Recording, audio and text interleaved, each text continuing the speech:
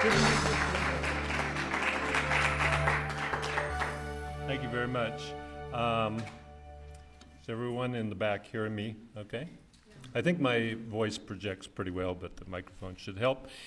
Just a little bit that Bill was talking about, if you are interested and are in the Reading area during the cool months, because I definitely don't do this in the hot months, evening historical tours at 5 different locations throughout Reading, including the Reading Cemetery, Diesel Horse Bridge, Turtle Bay, the old railroad reservation right downtown, and the old commercial district of Reading. They're all free.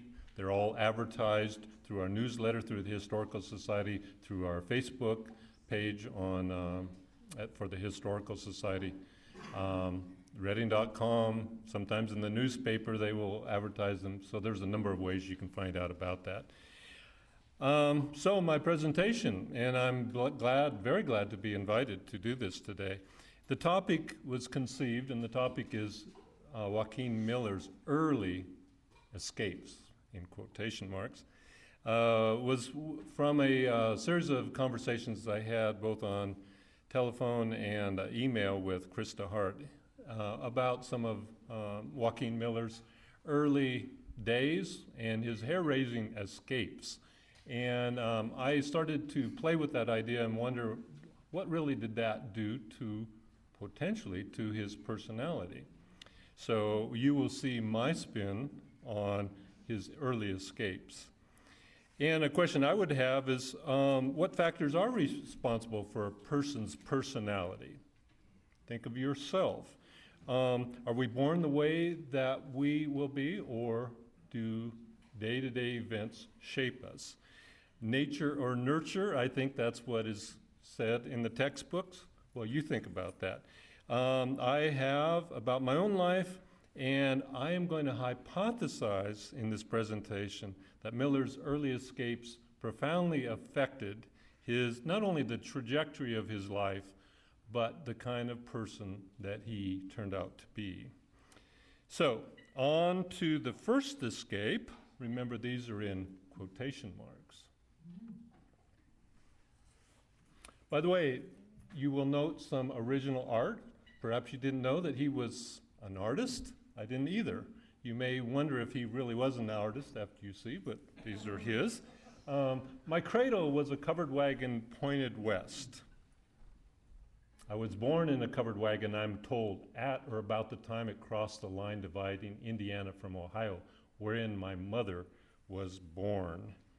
Miller may have seen his birth in a covered wagon as a symbolic birth. I think there's some controversy about this. Perhaps it was his birth as he was becoming a Westerner, gradually moving from his Indiana home toward Oregon. If so, perhaps we can think of some of his other writings from that standpoint too as symbolic.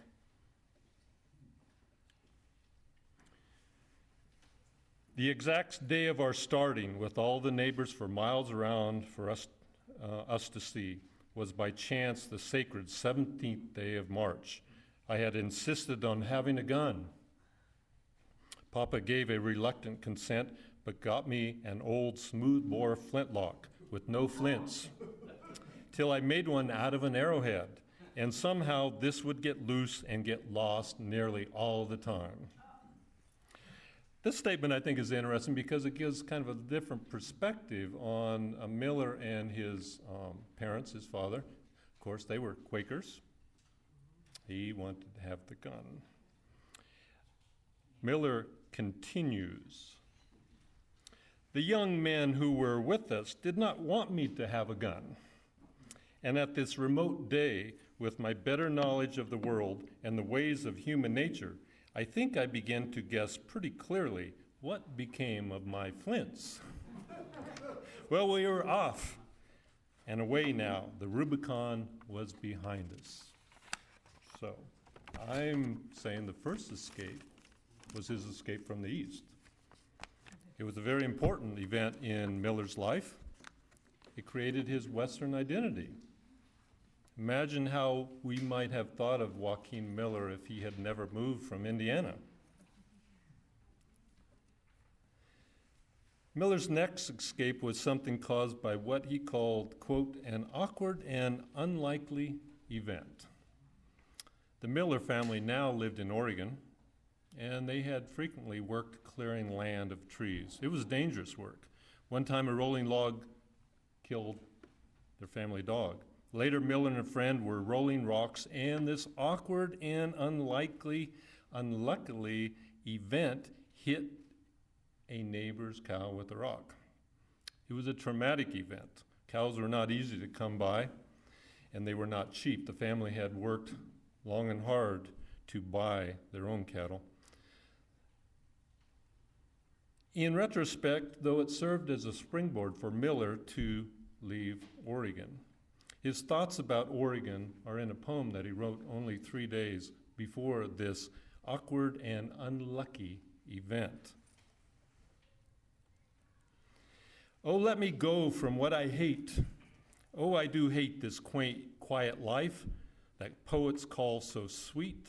Away, away from the busy strife with flowers beneath my feet.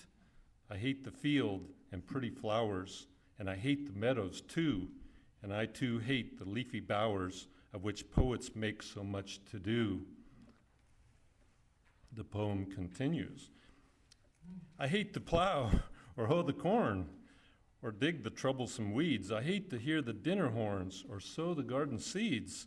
I hate the quiet old schoolhouse and everything that's there, down from the little old wood mouse up to the ladies' fair. Then let me go out in the world, on life's broad sea set sail. Then let me go where waves are hurled and foreign countries hail.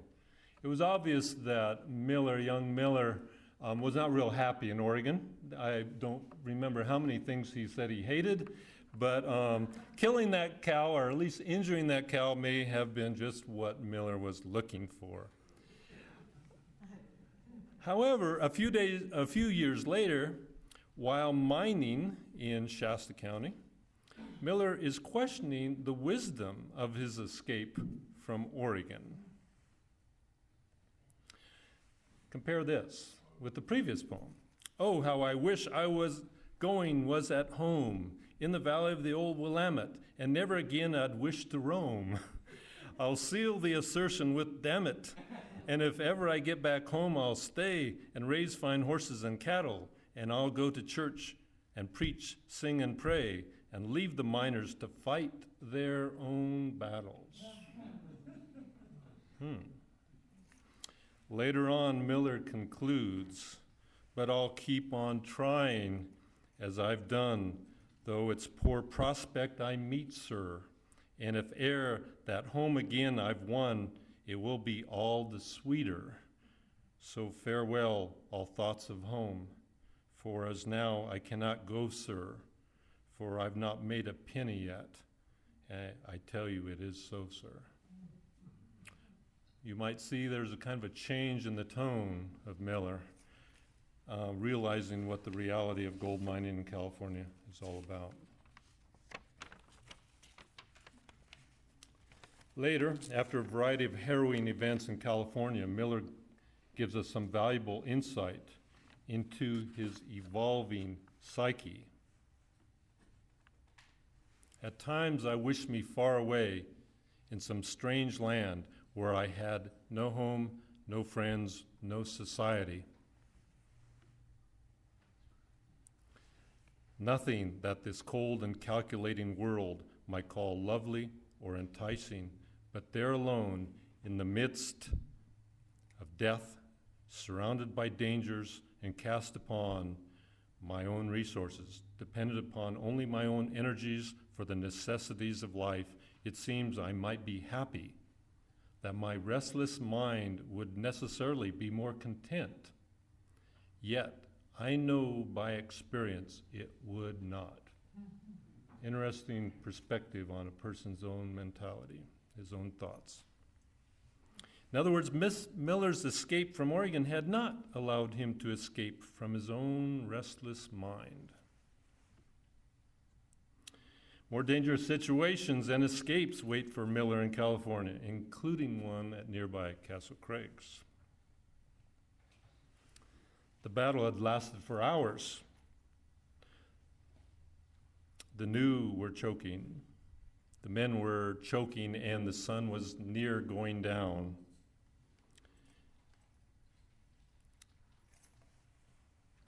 We must kill or be killed, and that soon. We must do our work before dark. The white man has little show with an Indian in battle at night. Gibson gathered all who could or would go and took still another place by storm. Then Lane fell, mortally wounded by an arrow in the eye. I saw Gibson's gun fall from his hand from the very deluge of arrows. Then all was blank, and I knew no more of that battle. A young man was trying to drag me through the brush, and it has always seemed to me that a good many people walked over me and trod on me. I could hear but could not see. An arrow had struck the left side of my face, knocked out 2 teeth, and had forced its point through the back of my neck. I could hear and knew the voices of Gibson and Joe. They cut off the point of the arrow and pulled it out of my face by the feathered end. Then I could see. I suffered no pain but was benumbed and cold as we lay under the pines. Joe held my head all night, expecting that I would die. Good old Joe. Let's ponder this question. What would these events do to a young person's mind? Miller describes how significant events can mark people, at least from his own experience. I dare say any man can date his manhood from some event, from some little circumstance that seemed to invest him with a sort of majesty and dignify him, in his own estimation at least, with manhood. A man must first be his own disciple. If he does not first believe himself a man, he may be very sure the world, not one man or woman of the world, will believe it. After the Battle of Castle Craigs, Miller observes the aftermath of an Indian massacre of ranchers in the Fall River Valley.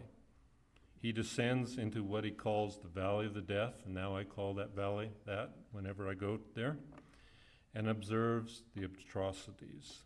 Then he participates in a retaliatory massacre of Pit River Indians, which creates a major moral dilemma for Miller and for his McCloud River Indian friends.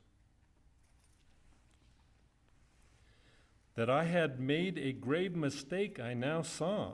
Indians are clannish. They may fight amongst each other like the other people of the earth, but let them be attacked by the common enemy and they make common cause. I had fought against their brothers, and I was not to be at once forgiven for that. On the other hand, I had sympathized with the Indians. That also was a mortal crime, an unpardonable offense in the eyes of the whites. And this is my favorite of all. I had attempted to sit on 2 seats at once and had slid between the 2. It takes a big man to sit on 2 chairs at once. Any man who has the capacity to do such a thing has also the good sense not to attempt it. Think about that. He's, I think, saying something very important in his life.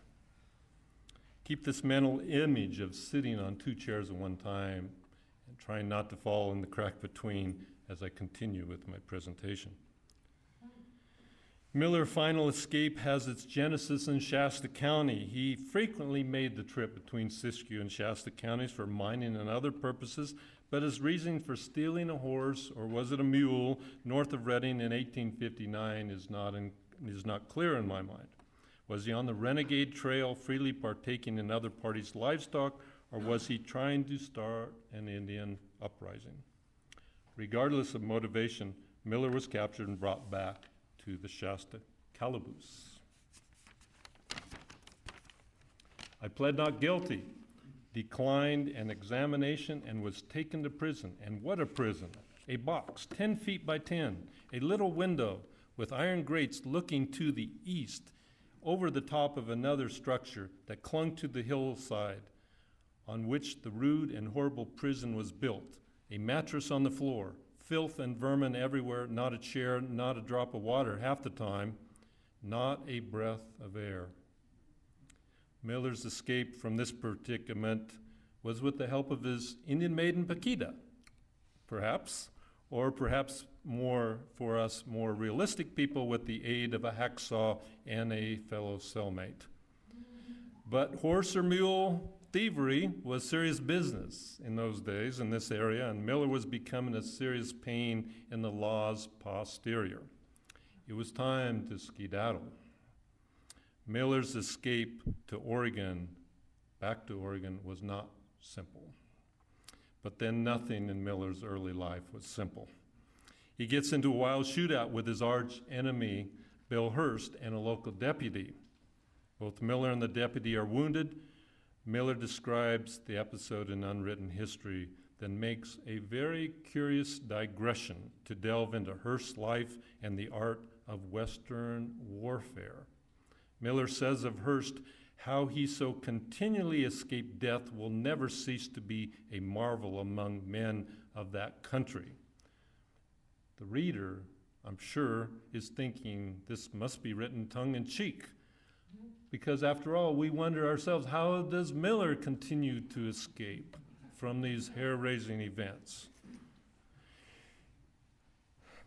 Miller, in his digression, a very interesting digression, makes an observation about the shootout. My Panama hat's flapped and fluttered down on one side of my face like the wings of a wounded bird. A pistol ball had torn it to ribbons. Miller's digression continues in a strange path and then takes on the topics of bullets, the sounds of bullets, and their passage. But a round, unmarred pistol ball can pass within 6 inches of your head and hardly be heard. You not only do not hear a ball strike your body, but you scarcely feel it at first, though you can hear it strike a man at your side, and the sound is dead, dull, suggestive, and almost sickening. Sounds like a person that knows. Strange comment, the sound of that bullets make passing through the air and when they strike a person's body. Strange thing for a son of a Quaker to be saying. Miller leaves Sisson County to put some distance between himself and the long arm of California justice. Had Miller been burnt out by his California adventures?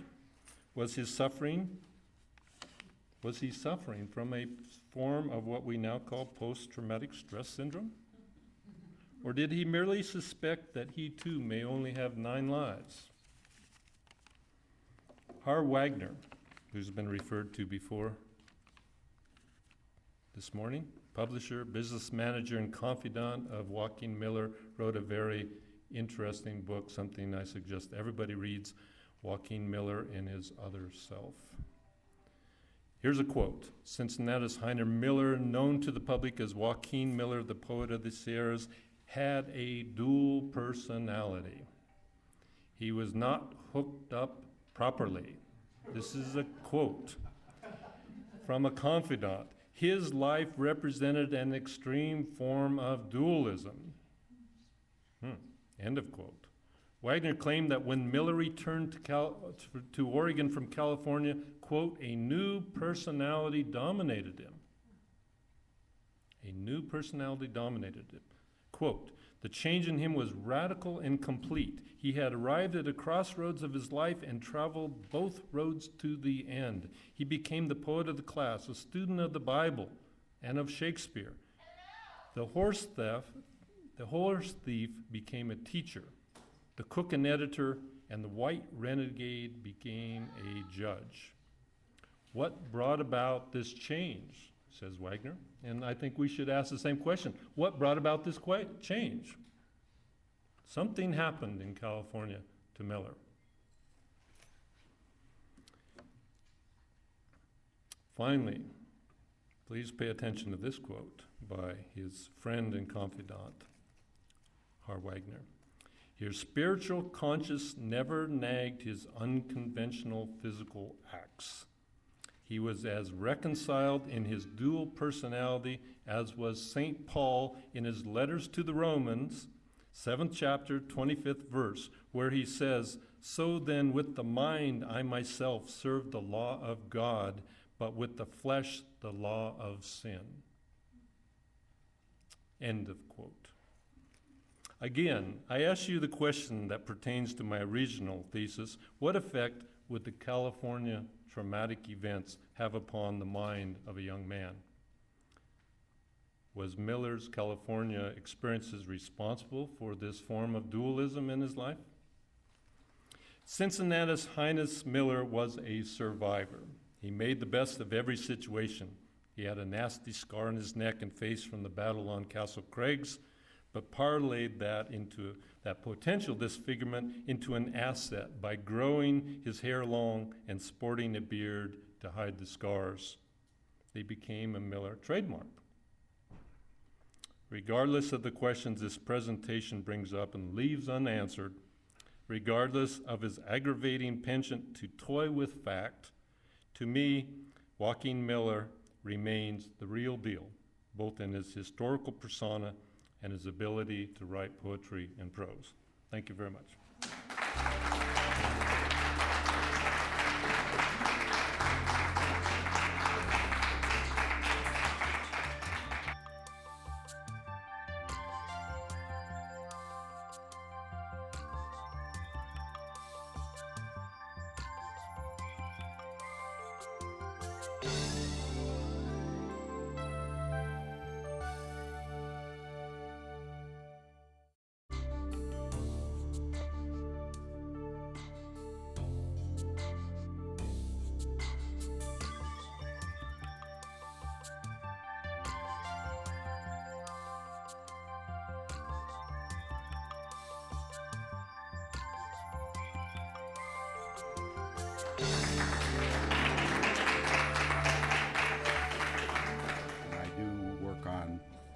Relatively obscure figures who sometimes become better known.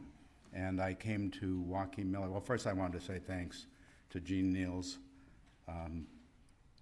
Krista Hart, and Bill Neese for their hospitality and inviting me to speak here, and to Robert Boyle, who I'll mention again, who's shared with me a lot of information he's accumulated about his great aunt, the sculptress Gertrude Cano Boyle, who you heard about from him yesterday, and I'm going to rehash some of that. I've come to Joaquin Miller pretty roundaboutly from my interest in Asian American artists, and as Bill said, he was hospitable to several of them, artists and writers, in his late years when he had this estate, 70 acres, that he called the Heights, on a hill in Oakland overlooking the San Francisco Bay with a spectacular view that he planted with trees, and where he spent his last years.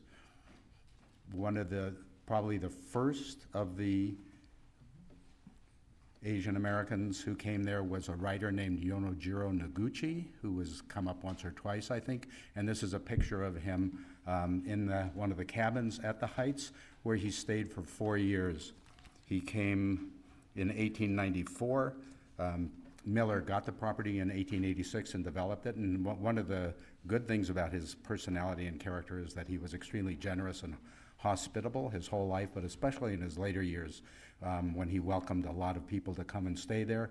Yonojiro Noguchi came when he was 19 years old from Japan, found his way to the Heights, had an introduction from another poet, and stayed there more or less 4 years with some travels away, kind of working as a houseboy and a groundskeeper in exchange for free room and board.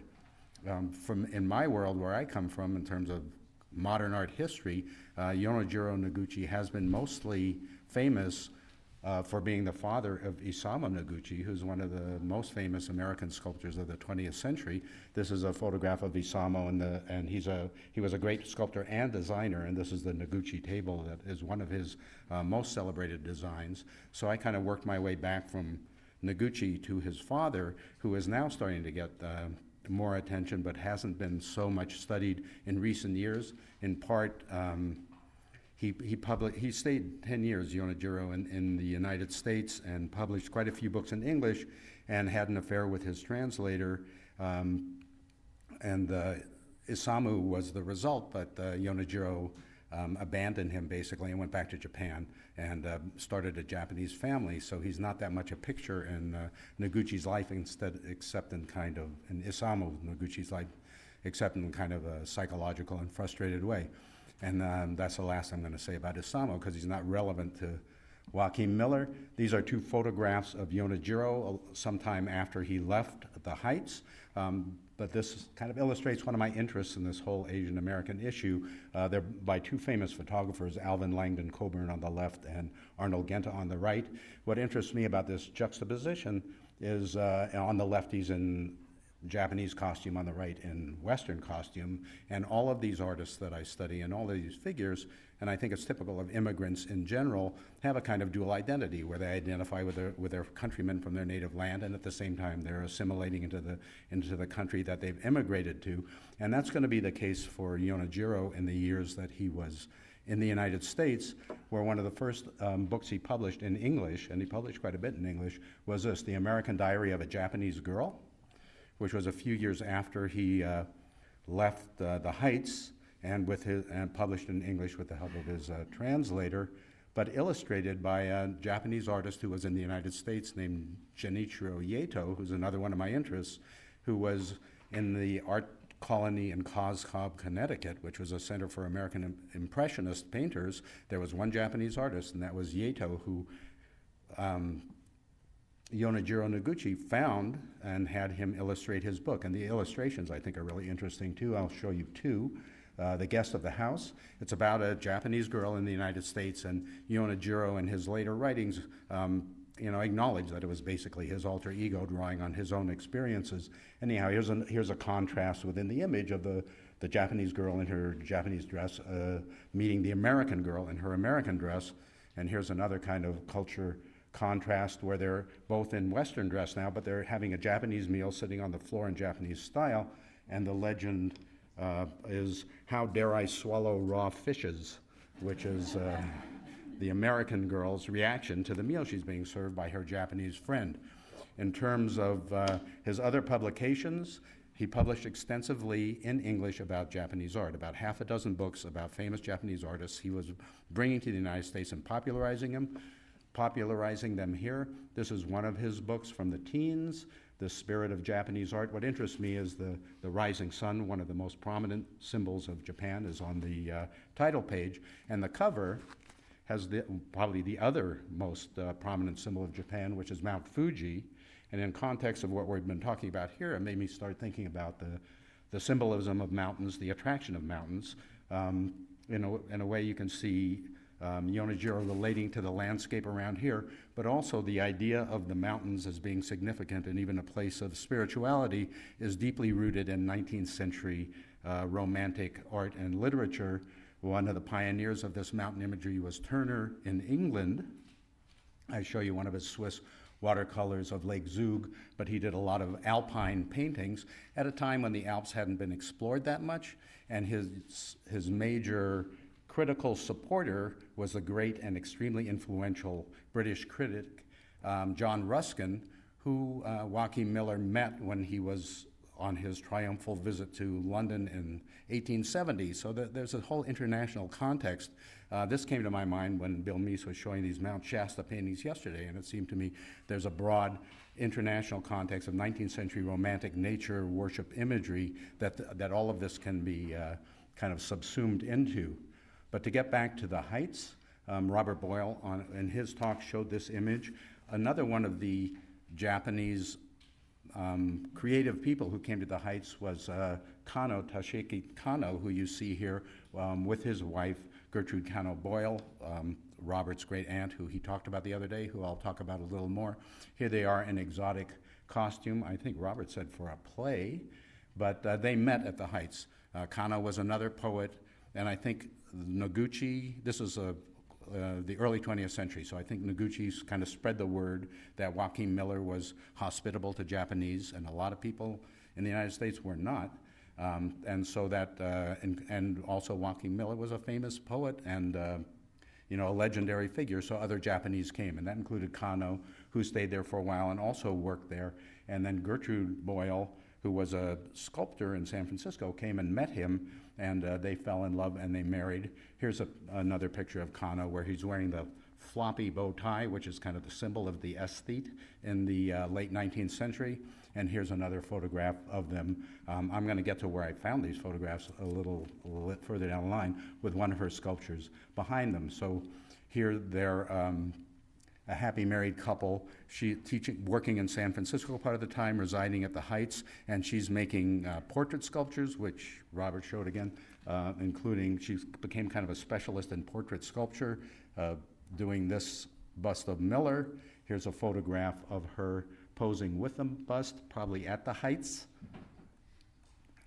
Oh, I forgot something, and I'm going to backtrack to say when I was talking about Noguchi's book, The Diary of the Japanese Girl, he wrote in her guise about being on the Heights and she visits Joaquin Miller, or a fictional equivalent of Joaquin Miller on the Heights, and he describes what it's like there. I'll read one sentence about Joaquin's house, where he says, "A bureau, a bed, and one easy chair. Everything in the poet's abode inspires repose." And I think that's analogous. One thing about Miller is when he built his own buildings, even though, from what I've read about him, money kind of came and went really fast, but he had a lot of it at times, and other times he didn't. When he had a lot of it, he didn't spend it on lavish architecture. He built himself humble quarters, and there's the reconstruction of his Washington, D.C. house right outside here that is equivalent, just a bed and a few cabinets and a couple of chairs, that equivalent to the style that he espoused on the Heights. Anyhow, so here she is on the Heights, and Robert showed this too, her portrait of Joaquin Miller's mother, which I read she did in trade for room and board there. She did a portrait of his mother, which is kind of astounding in its grimness and its lack of flattery. And Gertrude Boyle is going to be a professional portraitist and excel at it, as I'll show you in a few minutes. But I think it's straightforward. It's not at all idealized. On the contrary, but it does relate, I think, to the way she really looked, which is her with Joaquin Miller. I mean, she was very old when he took her in at the Heights, and this is a photograph I got yesterday out of this book about Noguchi's California that was generously handed out at this event yesterday afternoon. So I saw that photograph for the first time 24 hours ago. But you can see, I mean, it's a quite direct likeness, which is not really the portrait artist's job. The portrait artist's job is to make people look good, which she generally could do. And this is the portrait of Jack London, who was also one of the poets who came and hung out with the famous Joaquin Miller at the Heights before he was famous, before he was well known at all. He was one of Miller's drinking buddies, and Gertrude Kano Boyle did this portrait of him, which Robert discovered the image of. And he also showed one of her most famous works, Christy Mathewson, the great baseball player, which is more idealized as opposed to the portrait of Mrs. Miller. This is more doing the job of a professional portrait sculptor, which she did with her portrait of Einstein as well, which is from around 1931, which is getting pretty far away from Miller and pretty late in the narrative. But another side of her work, because she wasn't exclusively a portraitist, she was an ambitious artist and an ambitious sculptor, is she also did figural works. This is another image I got from Robert of this couple embracing, small scale, probably ceramic, and I found another version of it. She did multiple versions, and in terms of art history, her work in this mode, some of the portraits, but especially this figural mode, is often likened to Rodin, Auguste Rodin, who was the most famous artist in the world at the turn of the century and an extremely influential sculptor who mostly did, well, he did portraits, but also mostly the human figure nude and expressive poses, sometimes sexual poses, sometimes emotional poses, sometimes both, which this comes pretty straight out of him, as does this. Another couple, this one where the body language communicates a kind of anguish and despair, and I read it as Adam and Eve, the expulsion, which is a traditional subject, and I could show you many equivalents. I'll show you one which I think is pretty directly an ancestor, which is Rodin's version of the expulsion, which was widely known, where again they're indicating their grief by their poses and their body language.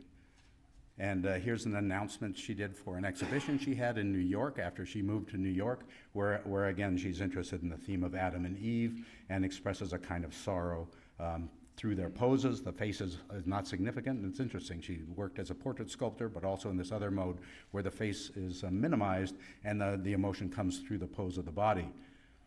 And here's another sculpture of her. Again, these are small-scale ceramics. I'm looking forward to getting together with Robert and trading information to see if she did large-scale works like this, but these are the ones I've found. It's a figure, kind of upright. This is almost getting more Art Nouveau with the fluent curving lines, but upright, kind of leaning back. But it took me, and I had this in my hands actually, but it took me a little while to realize there's another figure crouching below at her feet, kind of subsumed within the swirling energy that animates the entire small piece. So very much of the late 19th century Art Nouveau and symbolist style. And this is a photograph of the exhibition. I showed you the Adam and Eve announcement. This is the exhibition that she had in New York, because she moved to New York from the Heights because she fell in love with another Japanese artist at the Heights, and that is Yonejiro Ishigaki, who kind of got me into all of this. And this is her portrait of Ishigaki, whom she left Kano for. First he was her student, and then they fell in love, and then she broke up with Kano and took off with Ishigaki to go to New York. When she married Kano, it was in the newspapers that this white woman was actually marrying a Japanese, and that they had to go to Washington to be able to do it because it was not legal for a Caucasian woman to marry a Japanese man in California at that time.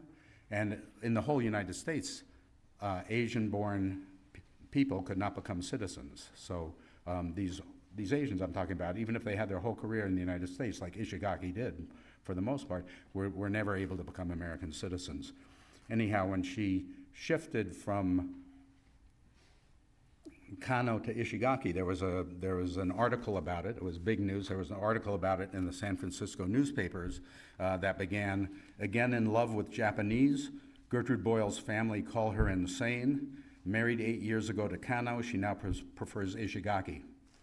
So, and then off they took to New York, where she had her show and where he had a career as an artist. But he, like most of the Japanese, came from Japan. His father preceded him and called him to come, and came to the West Coast, settled in California, started getting into art school in California, and also got politicized. And what I'm presenting here today is research in progress, and I'm hoping that some of you who are well familiar with Joaquin Miller and his circle will be able to help me push it further.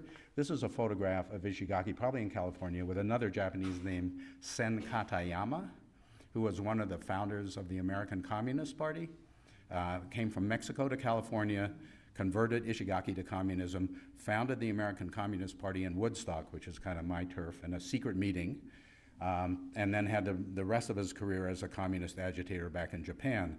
And I, by coincidence, have a couple of fellows, professors at Bard College who are also interested in Sen Katayama, who is not that well known. He's well known in Japan, not that well known here. And we're interested in his California career, his American career, his Mexican career. So if anybody knows anything about him, this is research that's really just beginning. Anyhow, Ishigaki came to the Heights late in Joaquin Miller's life, so I'm not going to talk about him in hardly any detail, maybe a little roundaboutly, but this is what some of his paintings were like, straight out of communist Soviet realism. This is called The Indestructible Arm. This is called The South, one of a series of paintings he did protesting the Ku Klux Klan in the South in the 30s. So powerful works.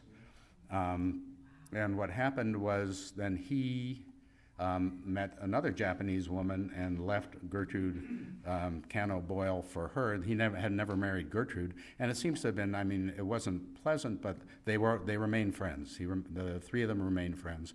And this is his second wife, Ayako Ishigaki, it's getting a little far from Joaquin Miller, but I'm going to bring it back again.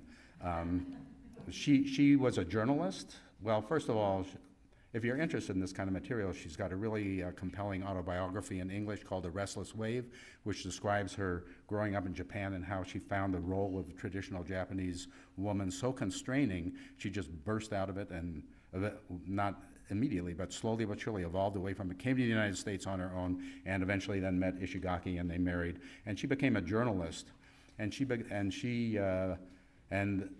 they were communists. During the Second World War, they both worked on the side of the American government against Japanese imperialism, as did all the Japanese artists in their circle in New York, who are the people I study. She did Voice of America propaganda broadcasts to Japan, for example.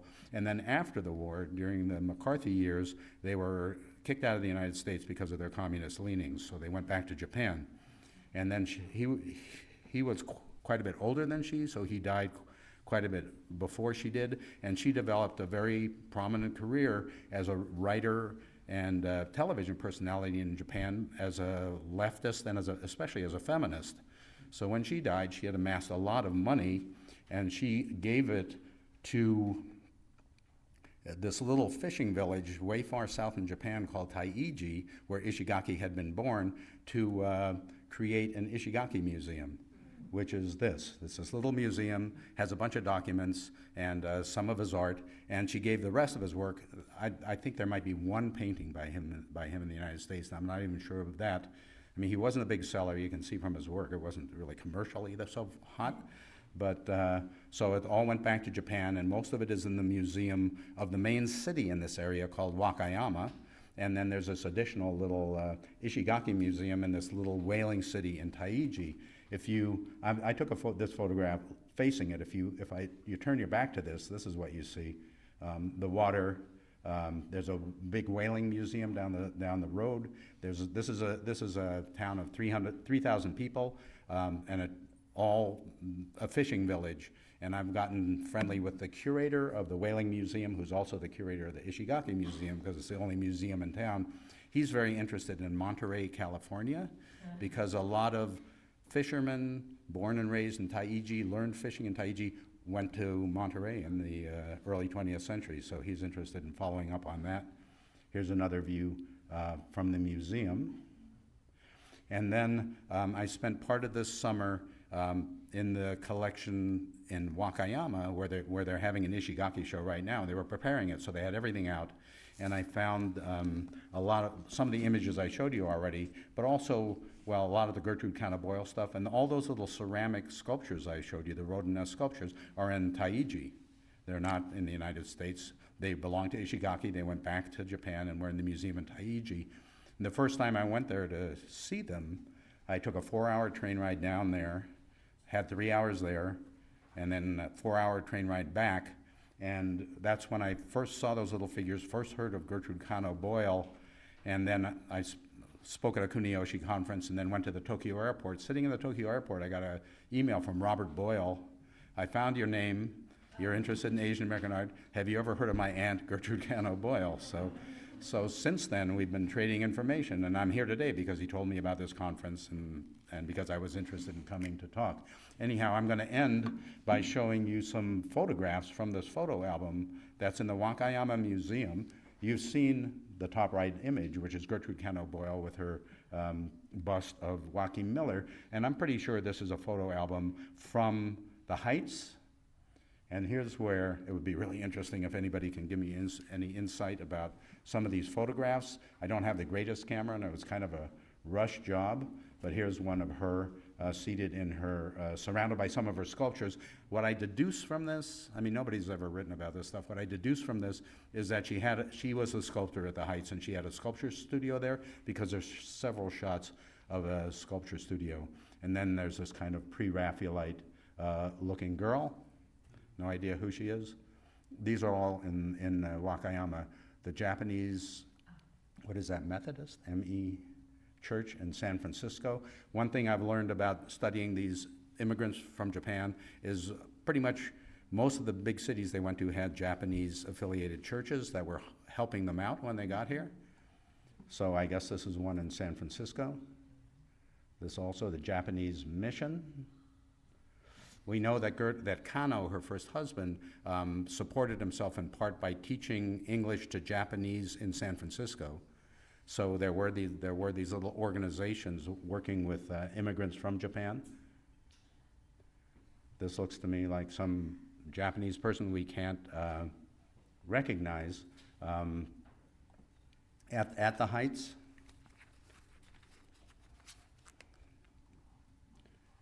This looks like another sculptor, Japanese sculptor, that we have no idea who it is at the Heights. Well, we know the Gertrude Cano Boyle sculpture is behind her. I think this is a posed picture. He's looking at a skull. He's not making a sculpture. So I think he's just posing in the Heights.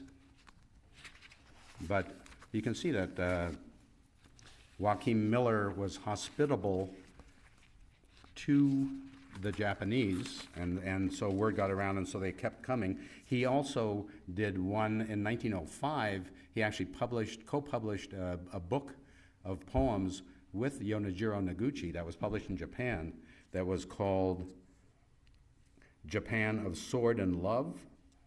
So he was actually collaborating with a younger Japanese poet, though it had a kind of a rocky road because Miller contributed his essay. It was Noguchi's poems, Miller's poems, and then also an essay by Miller called The Little Brown Men of Nippon, which was not too well received by the Japanese critics since it was published in Japan, though I don't think they objected so much to the title. They objected to the fact that Miller, who had never been to Japan, seems to have made up a lot of things about Japan that just weren't true. So, which Noguchi then nobly defended him in terms of poetic license, that not everything has to be literally true if a poet writes it. So in Noguchi's autobiography, he actually defends the publication, defends Miller's essay from his Japanese critics. So to us, that sounds offensive, Little Brown Men of Nippon, but Miller talked like that quite a bit. Gives you an idea. Today it's politically incorrect. Back then it was pretty normal, and he was on the liberal side in terms of being accepting of Asians. Anyhow, from the book, the photo album, young Japanese man playing violin, no idea who he is. And then this is a Caucasian man in the sculpture studio reading or writing. Could that be Jack London? I don't know. Again, no? Okay. You're next. You're going to talk about Jack London? Okay. So this is like vestiges of history that may or may not be pinned down and but become factual as our researches continue. So that closes my remarks. Thank you very much for hearing me out about Joaquin Miller and his artists.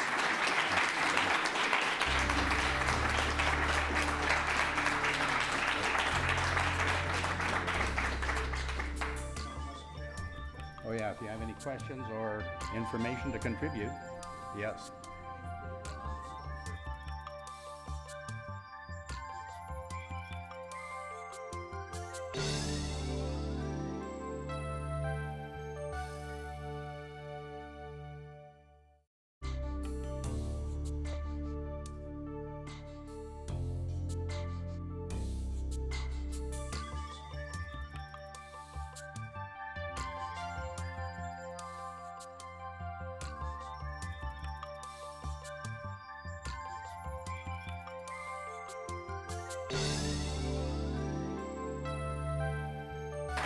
Thank you.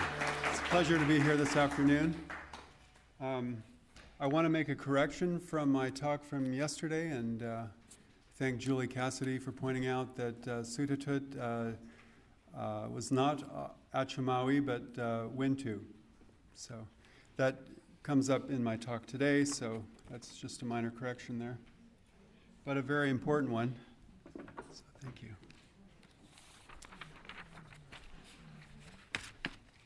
So what I'm going to be talking about today is Joaquin Miller's vision of spiritual democracy and how that vision really became a way for him to integrate or unite the dualisms, as Har Wagner put it, in his American self. So I spoke a little bit yesterday about the impact of trauma on Joaquin Miller's psyche at a very early age, and I was glad to hear in the talk earlier about the impact of the other jailbreaks and these other traumas that he suffered as well on his character. So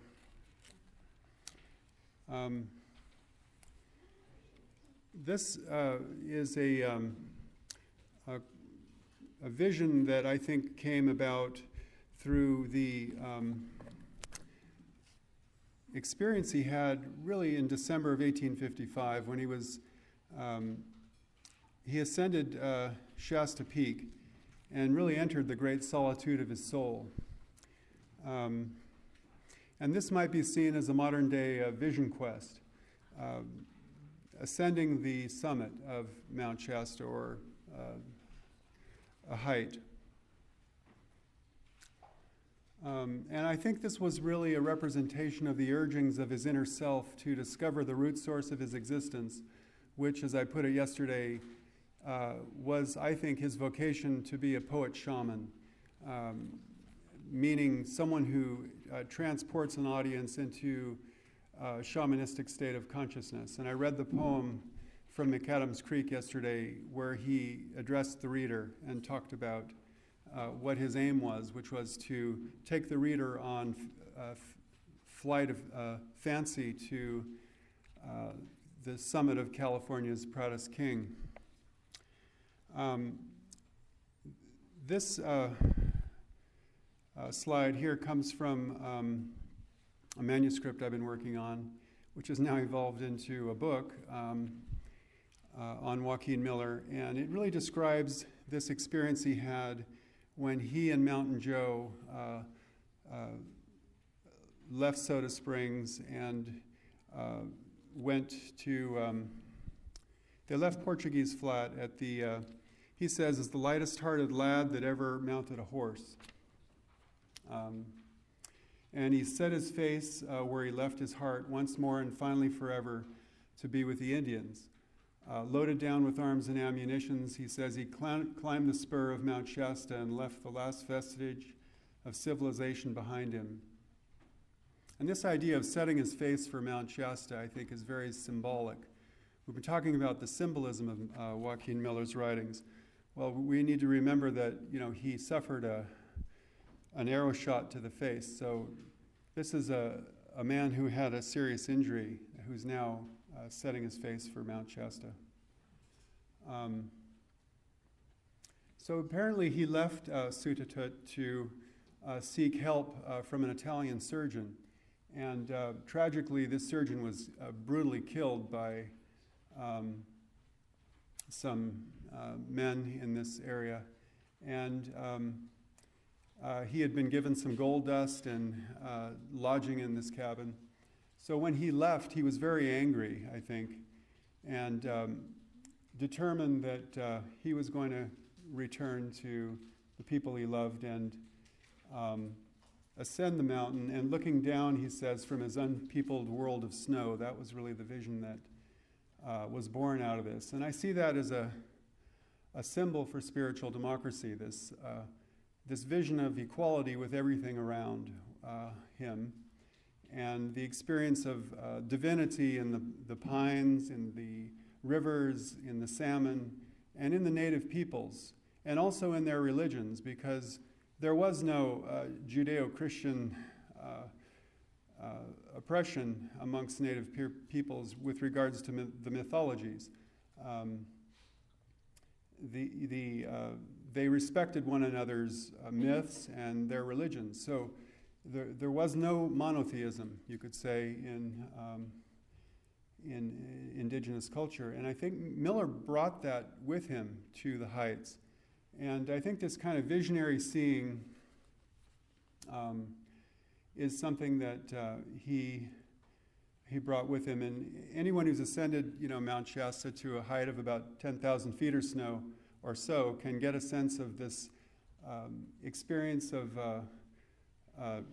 elevation that Miller had on his first ascent up Shasta. So the ordeal of shamanic initiation takes place in the freezing cold. This is in December again, 1855. You know, you wonder how the trees could be glittering with gold, you know, yet it probably was a mystical experience of some kind that he had. He says as he reached this summit of a steep bluff that girt above and about my little valley, this great light, like silver, enveloped the land across the valley, and on the brow of the mountain beyond, the curved moon, new and white and bright, gleamed before me like dawn, scimitar, and drove me back. The solitude, the desolation, the silence, he says, and we've talked a lot about the silence that he brought with him to the heights, this sense of peace, something he experienced on Shasta, was so vast, so actual, I could actually feel it, hear it. A strange terror came upon me there, and oh, how I wished, how devoutly I wished, I never shall forget that I had not ventured on this mad enterprise, but I had burned my ship.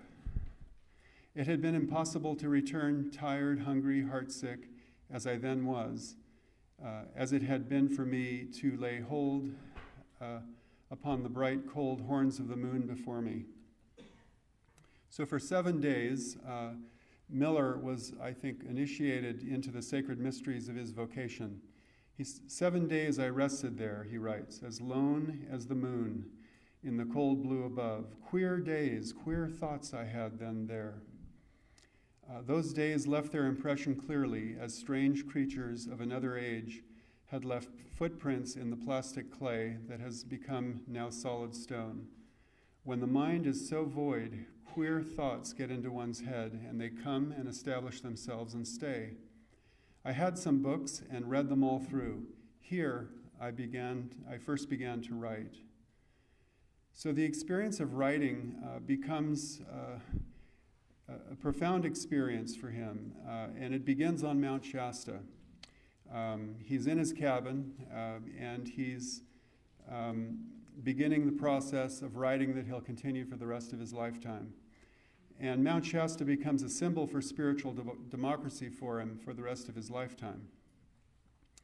A beacon that draws his energies forward for decades to come and leads him to become the poet and prose writer and lover of humanity he was destined by vocation to be.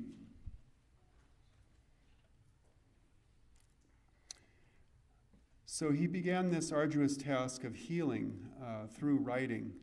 I mentioned yesterday how poetry and writing became a source for his own self-cure, you could say, for his traumatic injuries or the post-traumatic stress disorder that he suffered from. For 7 days, he read and he wrote. So 7 is a common number, as I mentioned yesterday, in shamanic mythologies throughout all the world. Even Bill in his talk mentioned these 7 reasons why Joaquin Miller will be remembered in this area, Mount Shasta. So there seems to be something about this for Miller. Now, when Miller was a boy, he grew up on the Miami Indian Reserve with his parents. I think he moved there sometime around 4 or 5.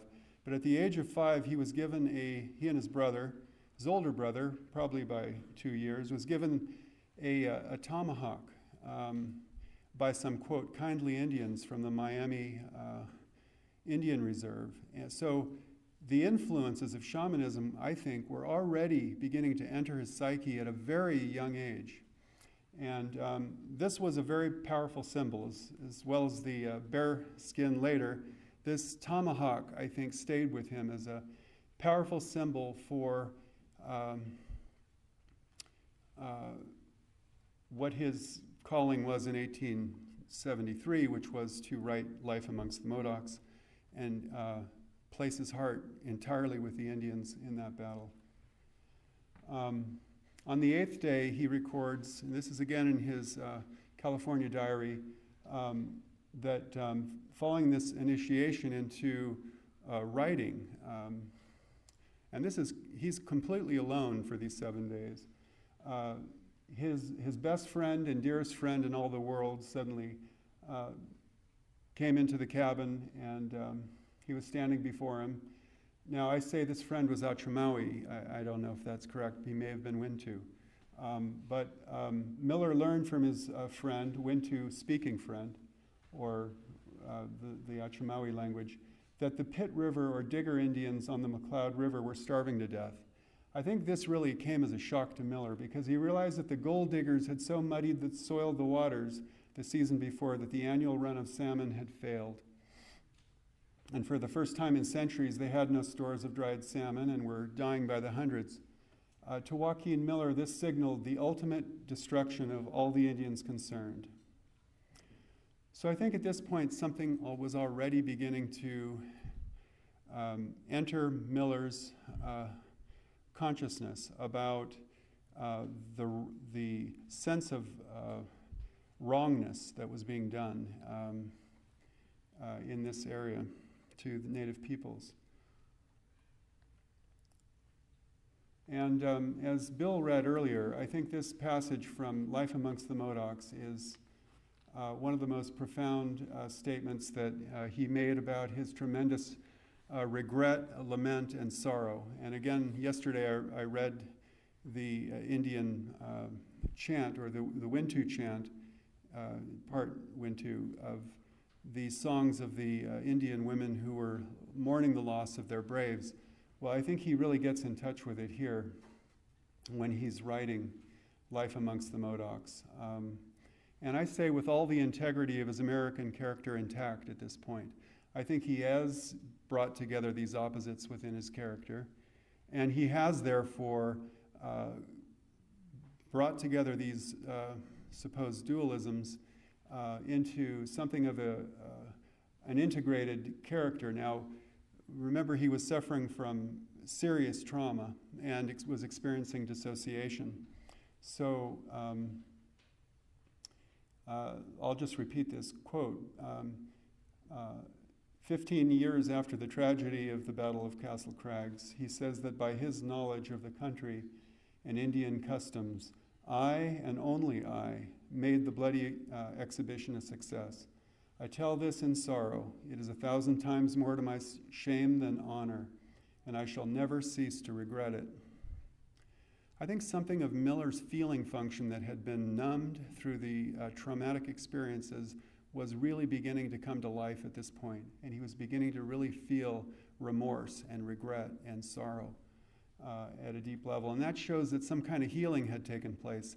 And as I pointed out yesterday, I think that's through the writing, through his vocation as a poet, that he was, and as a journal writer, that he was really beginning to bring things together in his psyche. And Bill read this other marvelous passage earlier this morning. Ridicule the warrior, and the pen will no longer be servant of the sword. One of Miller's earliest memories is that of his father giving him a goose quill as a symbol for the writer. And also his name, Heiner Miller, was taken from the German poet Heinrich Heine, who was a very celebrated national poet in Germany. And his mother had wanted him, Margaret, to be a great poet like Heinrich Heine. There was an argument in the family about whether he should be called Heiner or Heine after the German poet. The pediatrician who delivered him was named Heiner, so they decided on Heiner instead of Heinrich Heine. So it's Joaquin Heiner Miller as opposed to Heine. So to be sure, there are times in history when the opposites of peace and violence are transcended. That is to say, when, due to the conditions of one's earthly existence, the very principles by which a people lives can be momentarily transcended through a vocation. And for Miller, this was his literary vocation. He says he, in Life Amongst the Modocs, made a decision to give his heart or decide completely with the Indians, that through this change in heart and a change in conscience, he he had really transformed these polarities within his psyche. And I think that also came from his career as a judge and a lawyer in Oregon, that he was also learning a lot about law, and that archetype, you could say, in the psyche of the judge and of conscience really began to come in for him in his work as a judge and lawyer.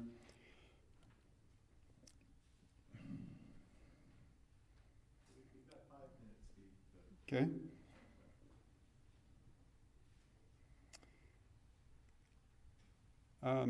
Earlier it was discussed how at the Heights, Miller really had this vision of the Golden Gate. He saw the sun setting for over 20 years, and this vision he had there, I think, was really of this sense of unity and peace that he brought to people like Noguchi and others who he mentored on the Heights. Miller said to Har Wagner, "When I die, I want to fall prostrate like a giant sequoia, which I have loved." That's a very powerful passage. I think sequoias are symbols of spiritual democracy. Walt Whitman, in his prose essay, Democratic Vistas, talked about 3 stages of democracy. The first is the political, the second is the economic, the third is the spiritual or religious. Well, I think just as Whitman arrived at this third strata through his poetry, so too did Joaquin Miller. And I think that this is an idea whose time has come, and I can say why a little later during the discussion period. So I want to repeat what was said earlier about the Har Wagner biography, which is really a magnificent work. I recommend it to all of you. However, Wagner was using psychological language, really psychological jargon, before the diagnosis of PTSD came into the psychiatric literature. So I think that idea of dual self or 2 separate selves is really a myth that needs to be challenged. I do not think myself personally Joaquin Miller had a dual personality. I think he suffered from PTSD. I think he suffered from dissociation at times, and sometimes the facts that Miller reported were not accurate, and that led to rumors that he was quite a liar. He also had a bit of a trickster in him, and the trickster in Native American mythology is a very important figure in shamanistic societies, that the trickster appears to bring humor to an overly serious culture and religion. And I think Miller brought some of that with his bearskin in London, and also at the Heights when he would do some tricks on his audience. And unfortunately, biographers have used that to try and talk about how he was not an integrated man. But I think that he did unite the opposites. I think it was based on this principle that Whitman had celebrated and that is unique to every American. And I think Whitman really tried to reach the whole world with his vision.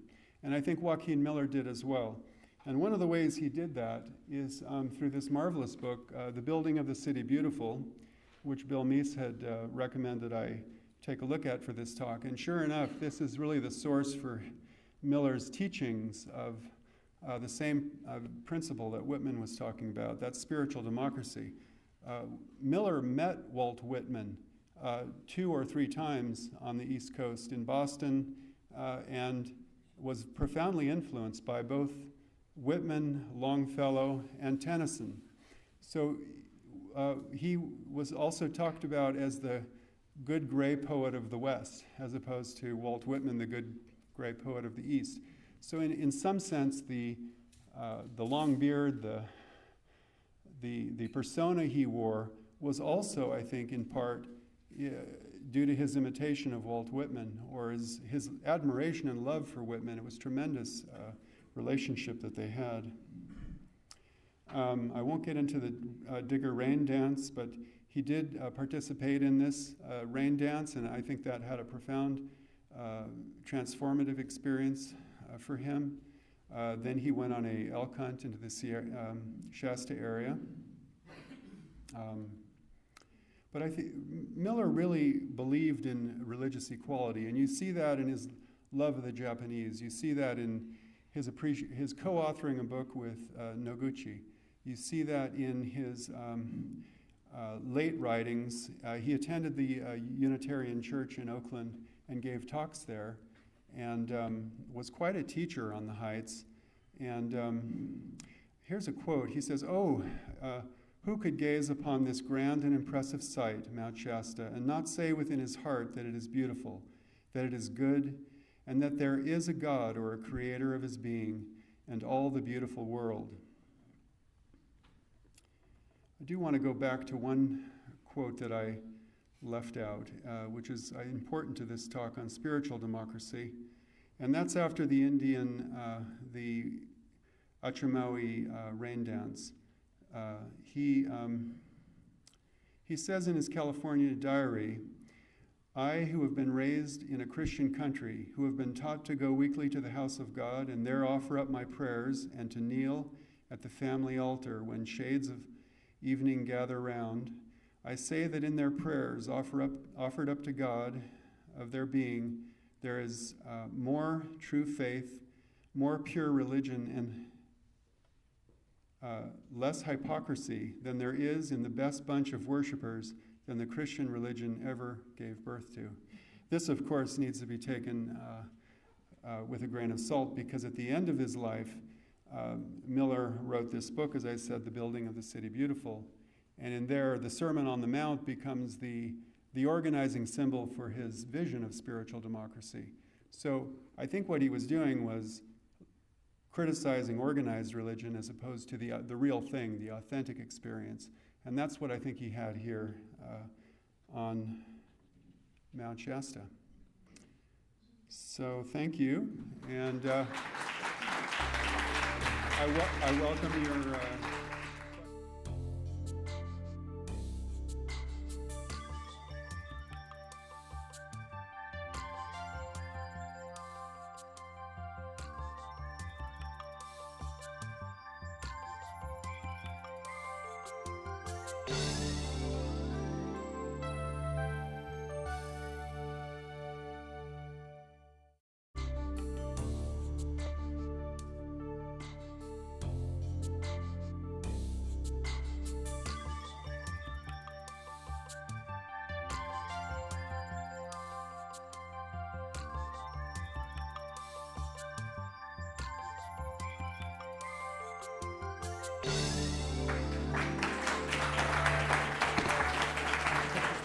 Okay, well, I know everybody wants to hear what was Joaquin's relationship with Jack London, and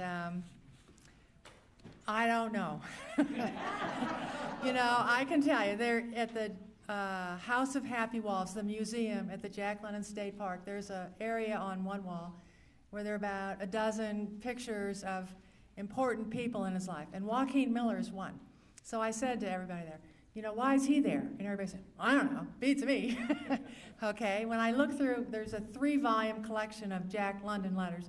There's one letter to Joaquin Miller, and that was George Sterling gave Jack a copy of Miller's, what was it called, As It Was in the Beginning, or, well, I'm blanking on the exact title right now. Anyhow, so London did write Miller and said, oh, this is great, this is fabulous. He liked it, but, you know, that's it. So then I thought, well, seeing as London moved into the Piedmont Hills behind Oakland, while Miller in the Heights, and this whole artist colony was pretty well established at that time, that's the main intersection in their two lives. And I was starting to focus on that. But I've also gotten a lot of good tips from things people said today.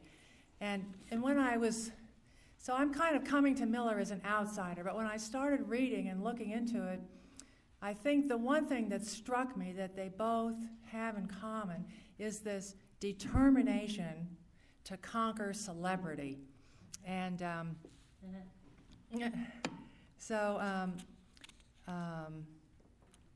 let's see, it seems on the surface that London and Miller have a lot in common.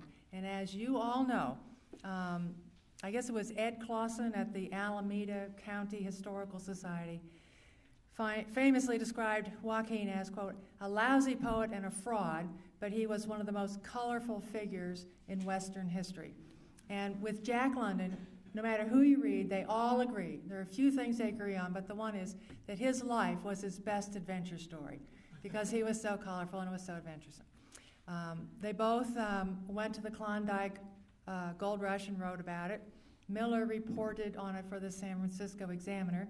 London wrote Yukon stories for magazines such as the Overland Monthly when he came back. He made a deal with them that they would kind of puff him up because they were featuring local California writers, and he said, okay, but they could only pay him $5 a story. And some of his friends said, that's ridiculous. He said, no, that's cool. And what he did, what I found out, was he wrote a series of, I don't know, like 7 or 9 stories that have a main character in common through all of them, the Malamute Kid, who represents the code of the Northland. And but before London would give the Overland Monthly a story, he would send it to 5, 10, 15, 20 different magazines. And if it got rejected, then every month he had one to give to the Overland Monthly. But in December of 1899, he sent one of those stories to the Atlantic Monthly, and they picked it up and published it in January. And so that was his big break, because all those other editors all of a sudden had some name recognition to attach to London. And the story is that when he was struggling to write and to get published, he would have 27 rejections. I think that was the magic number. After that, he had a basket under his desk, and he'd throw the manuscripts in there. He'd stop, and he kept records of all of these.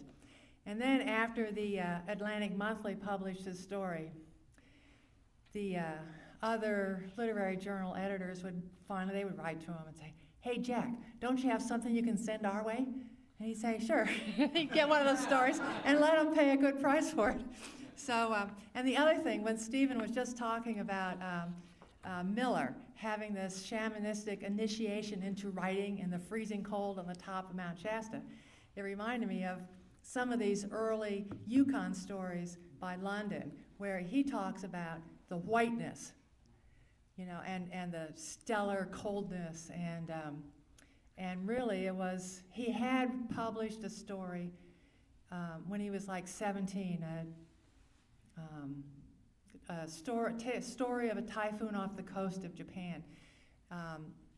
But he didn't really seriously set about writing as a career until he came back from the Klondike.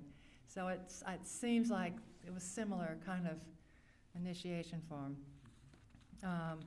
They were both honorary members of the Bohemian Club, another similarity, another thing I could look into more deeply.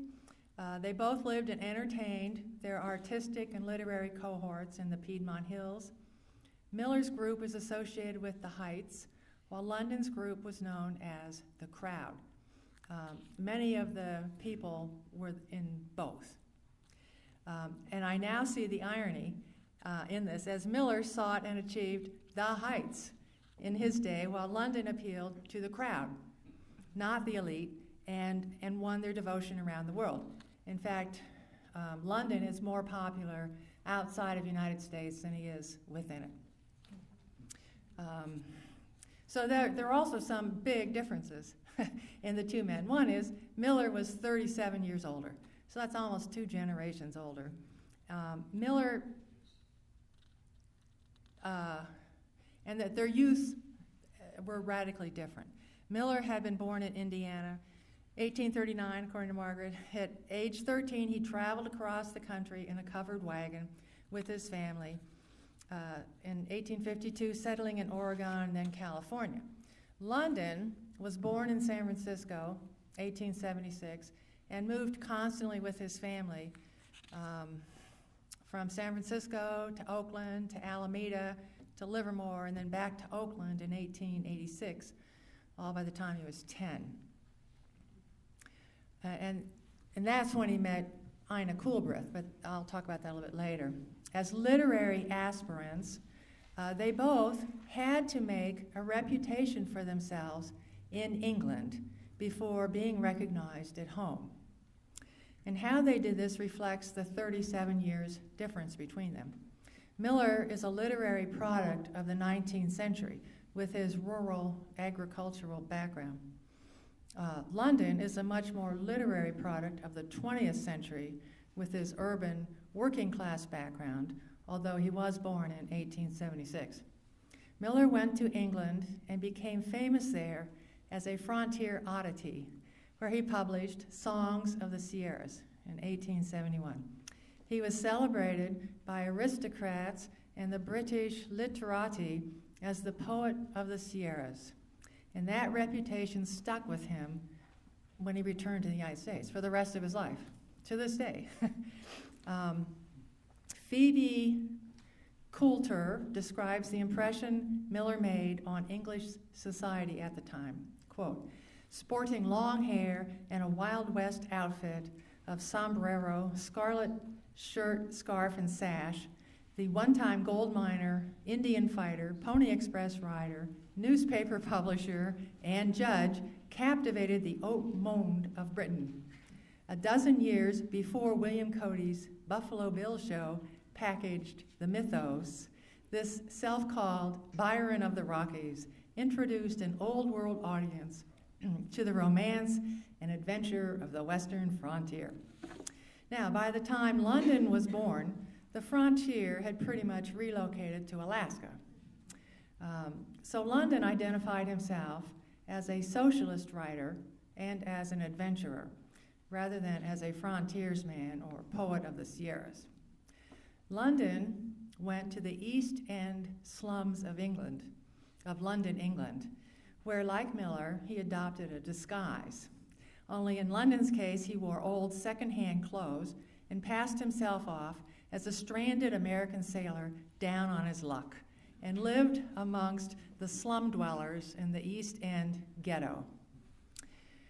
He exposed the horrid squalor and poverty that existed there in The People of the Abyss, 1903, which brought him to the attention of the entire socialist movement in the United States. Prior to that, he was only well known on the coast as the boy socialist in Oakland, where he took the soapbox nightly and defended socialism to crowds at City Hall Park. London was also recognized as quite the adventurer for having actually subjected himself to living with the slum dwellers. That was shocking to many American readers. And historically, Jacob Riis, who wrote How the Other Half Lives, it had just come out a few years earlier, and it's a study of immigrants in New York City's tenement districts. And Riis had nothing but scorn and blame to heap on the immigrants, whereas London was sympathetic to the suffering he witnessed, and he condemned capitalism, not the tired, the poor, the huddled masses yearning to breathe free, as Emma Lazarus has so famously called this class. The process of obtaining literary recognition in England had not changed. It's just that London did not seek recognition from the literati. I think he actually preferred writing social nonfiction to fiction because he was basically a writer of ideas. He wanted his ideas to be heard, and he needed to make money, which he did by writing the fiction. When asked near the end of his life what was the favorite of all of his books, he said that he had put more of his heart into The People of the Abyss than into any other work. So now I'd like to share with you some of the stories of their private lives that impressed me. Because they both had such big, active imaginations, which I think really is a requirement of a genuine writer. I was shocked to discover how similar their narratives of who they are. And I don't know if London based his on Miller's or not. But Miller recounts that a deep impression was made on him as a young man by his father. Is it Hullings Miller? Is that how you pronounce his name? Hullings? Who read to the family on Sunday nights from a report of the adventures and explorations of John C. Fremont. The boy's imagination was strongly stirred. He said he could visualize Fremont and his men toiling up the Rockies, Fremont in the lead, waving his sword and pointing out the new empires that lay on either hand. Reading about Fremont's descriptions of Oregon and California may have given Hullings Miller the idea to immigrate to the far west. But for Joaquin, Fremont represented the ideal frontiersman. Hullings Miller taught his 3 sons in one-room schools while they lived in Indiana. According to Beatrice Beebe, Hullings Miller taught Joaquin to write in 1845 when he would have been 6 years old, and that his first pen was a quill, which I took as a symbol of the frontier that he used for the rest of his life. In 1849, Miller says, another momentous event happened. He saw a circus in Rochester, Indiana. He later wrote, I had never dreamed that there was anything waiting along the road of my coming years so grand and so glorious as this.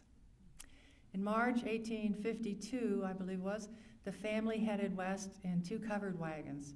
By then, Joaquin, age 13, had no doubt acquired the equivalent of an 8th grade education by attending the schools taught by his father. Now, Joaquin Miller and Jack London, surprisingly enough, were bookworms. Joaquin's mother, who was interviewed during the final years of her life, recalled this early period in Joaquin's life by saying that he was, quote, a queer little boy that never played. She said, quote, when he went out to work in the fields, he carried a book with him. If the task happened to be hoeing corn, he would work fast and furiously to get to the end of the row, and once there, would sit and read until his brothers caught up with him. Like Miller, London recounts 2 momentous events that impacted his youth and developed him as a writer. Most people think Jack London's life was his best adventure story, and he did lead an exciting life. He traveled to exotic places, and he wrote about the remarkable experiences he had. What most people don't know is what a bookworm London was. He was an avid reader who relied heavily on the world of knowledge contained in books, newspapers, and magazines to educate himself and to come up with themes for his fiction. In both John Barleycorn, his alcoholic memoirs, and Valley of the Moon, he emphasizes the significant role played by the Oakland Free Library in shaping his literary life. London wrote, 2 wonderful things happened to me when I was a small boy that practically directed the entire course of my life. And one was he found a copy of a book by Ouida called Signa. It's an Italian boy who dreams of being successful and having all of the court and everybody in Europe at his feet by being a performer. And that gave Jack the idea that he could do something important. And he said the second thing was that he discovered the free public library in the city of Oakland. And he said it was this world of books now accessible that practically gave me the basis of my education. Ina Coolbrith was the librarian. She helped guide his reading and may have directed him to some of Joaquin Miller's juvenile stories. But according to Russ Kingman, London, quote, read mornings, afternoons, and nights. He read in bed, he read at the table, he read as he walked to and from school, and he read at recess while the other boys were playing. And there's a childhood chum of London's named Frank Atherton who recalled a playground fight in which a bully named Mike called Jack a sissy for reading at recess, grabbed the book out of his hand and tossed it across the playground. So then they started throwing punches at each other, and the principal came out, took him to the office and said, okay, I'll forego the punishment if you'll hug each other. And Mike said, okay, and Jack said, no way. I was in the right, and I'll do it again if I have to. So Atherton went on to say about Jack, he loved a clean fight and always wanted to win, whether boxing, fencing, swimming, debating, or writing. But he never took advantage of an opponent and always fought fair and square.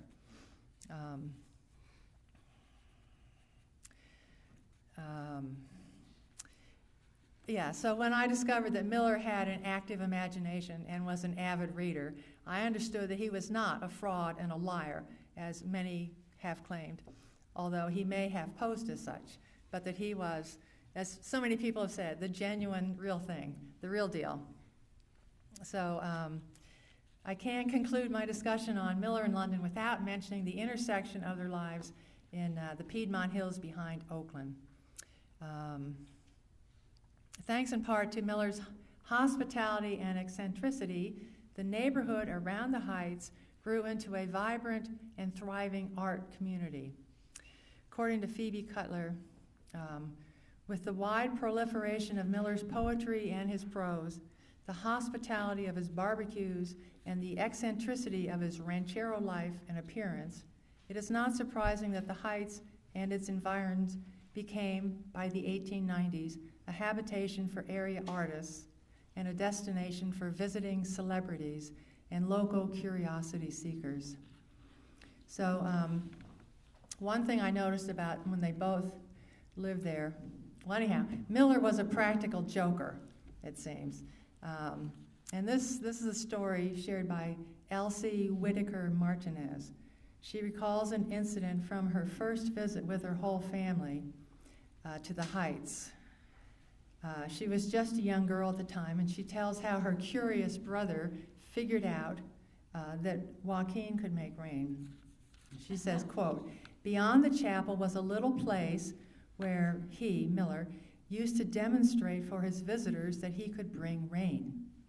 He'd lived with the Modocs, so we decided we had to have him make rain for us, and he held a Whitaker Day at the Heights every year because he said it was so unusual in those days to see a family of 7, good pioneer style. On the first visit, all 7 of us were marshaled into his little dark room, which was sort of rustic looking, beautiful vines and everything over it, and nothing inside except a great buffalo robe on the floor.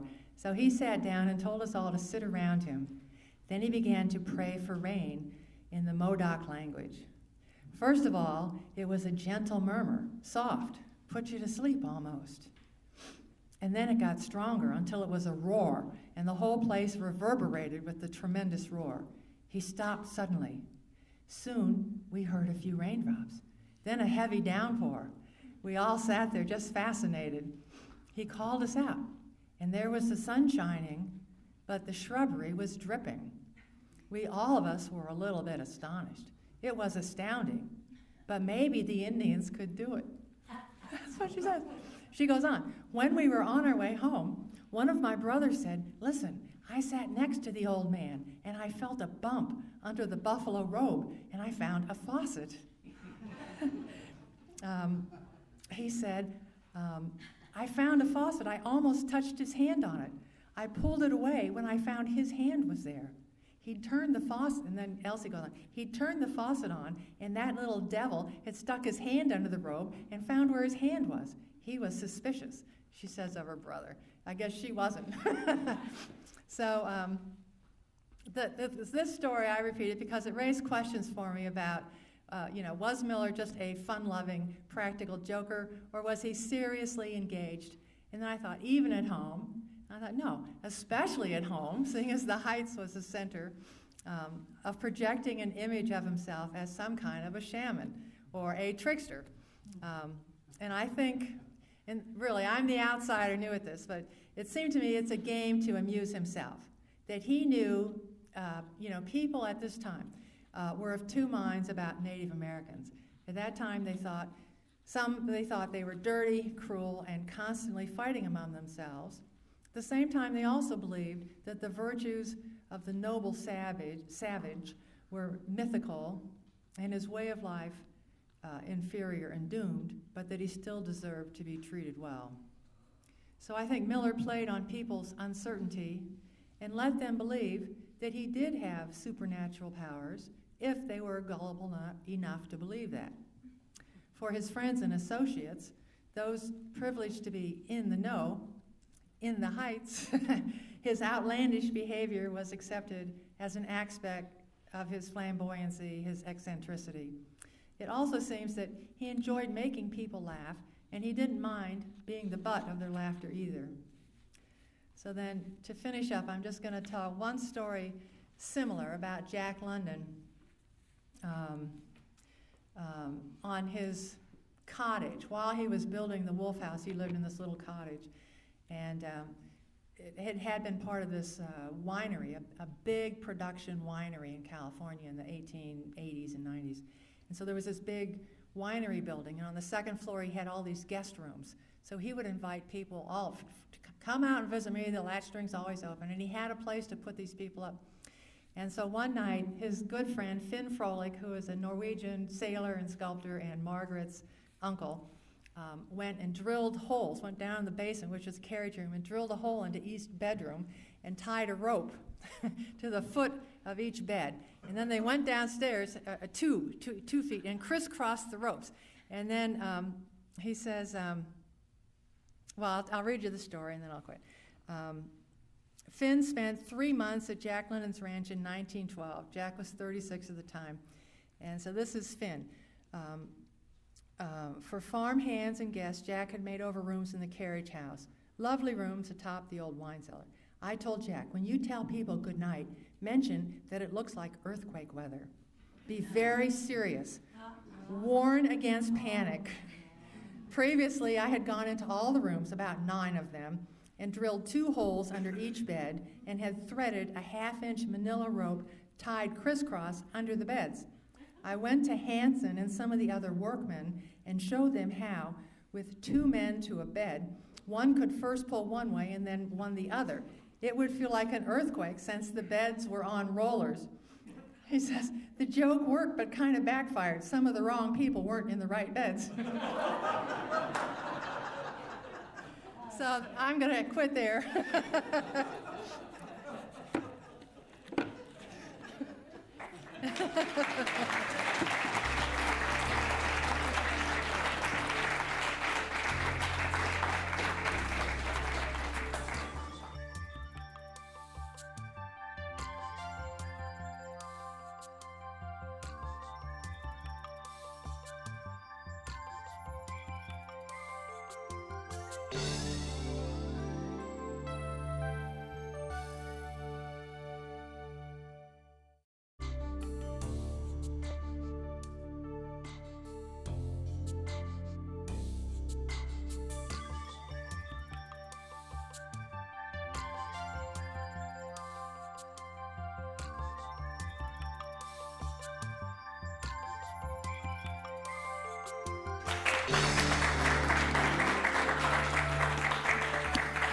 Just having listened to what we've all listened to this afternoon, I am experiencing quite an upwelling of connections with many parts of my own life.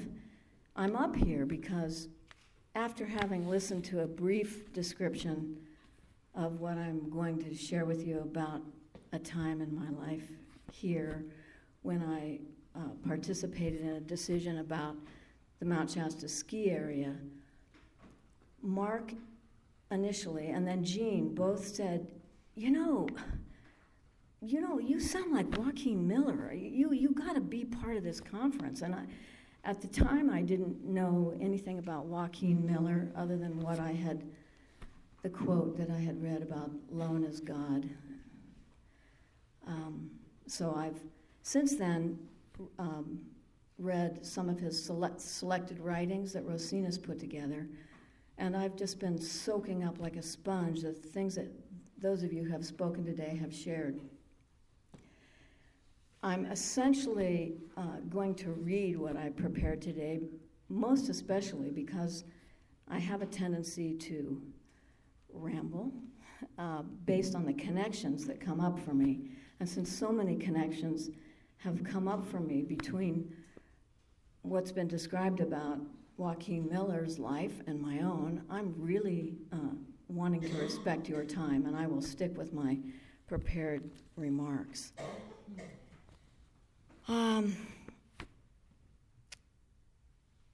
So let's see if I can do this right.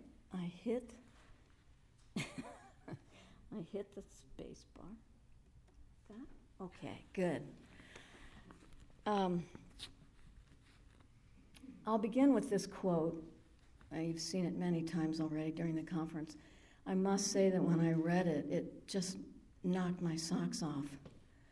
I think it's because I read in it such a deeply held anguish for what Joaquin Miller must have held so dearly, both the peoples that he loved around the mountain in this region, as well as the mountain itself.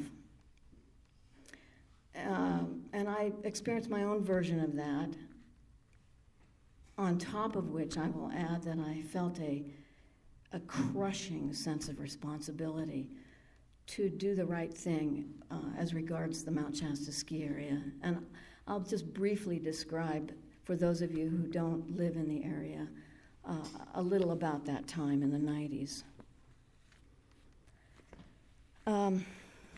See, can I see?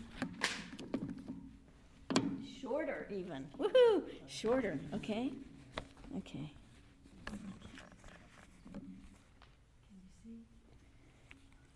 All I can see is white spots in front of my face, so see what I can do here.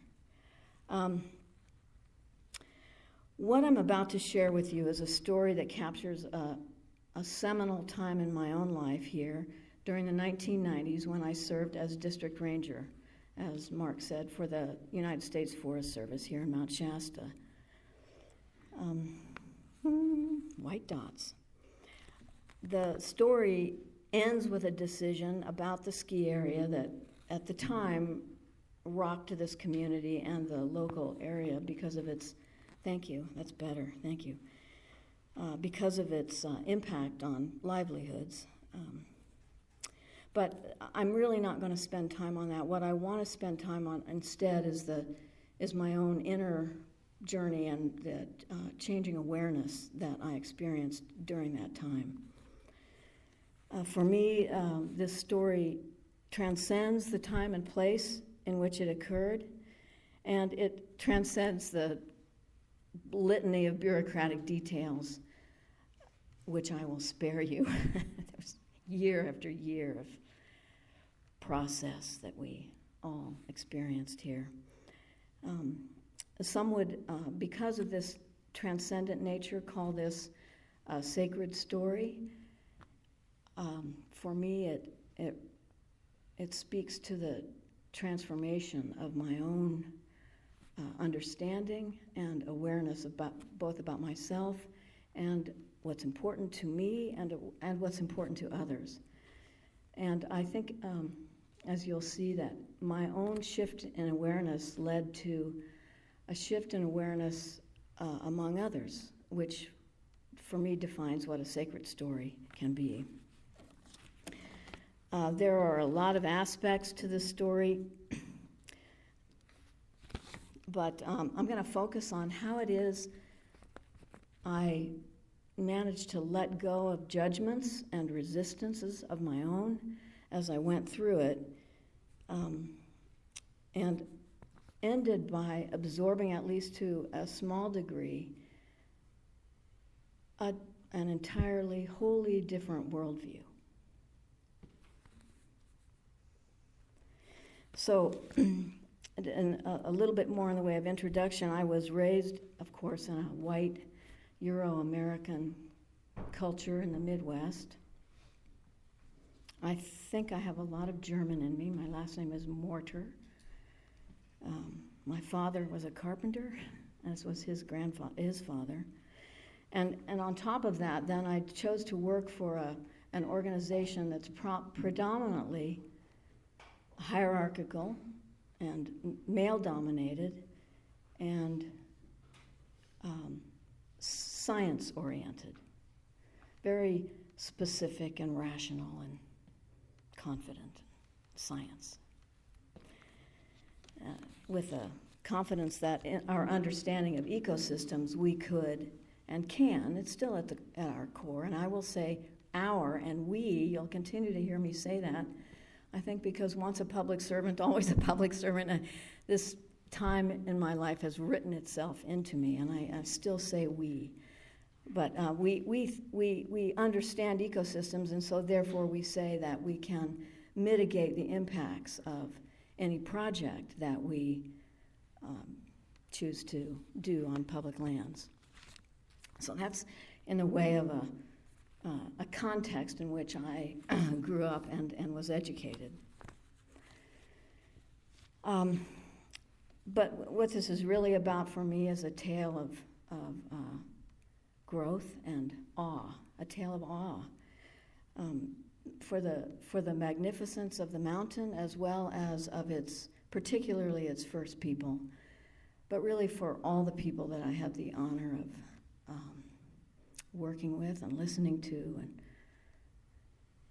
speaking with, sharing truths, much as you have done today and yesterday. I won't linger on it here because I'm wanting to focus on the new awareness that grew in me. But when I came here, I must say that I felt a great, and as the process unveiled itself, I felt a great deal of sympathy for the gentleman who worked on developing the ski area. His name was Carl Martin, and he had spent countless hours, countless money of his own, and thought he had the muscle of the Forest Service at his back because we'd essentially asked for it. So I felt a lot for this gentleman and his supporters. I also felt the weight of the disappointment that would eventually occur to those who had hoped their livelihoods would be supplemented by a ski area, a very nice ski area in this area, as well as the skiers. There's a lot of skiers who wanted to get back on that mountain. So I don't speak to that later in this talk, but just know that was certainly where most of the Forest Service was, and certainly given my cultural background, it's what I understood most. So people have asked me, why do you want to even stir this up again and do this talk? Again, it's my hope that it doesn't bring up any turmoil for those of you who lived here in the 90s, but it's more about hoping and inviting you to consider how it is that you yourselves have experienced anything that brought you to a new awareness as life tends to evolve us, but what sort of transcendent experiences you may yourself have had. So, once upon a time, not too long ago, there was a ski area in what's known as the Old Ski Bowl on Mount Shasta. The skiing at 8,000 feet, I'm told, was extraordinary when you could ski at all. And the locals had 20 years of exquisite skiing here before, in 1978, an avalanche took out the main chairlift. That was in 1978. 6 years later, the Forest Service received 2 proposals to rebuild that ski area.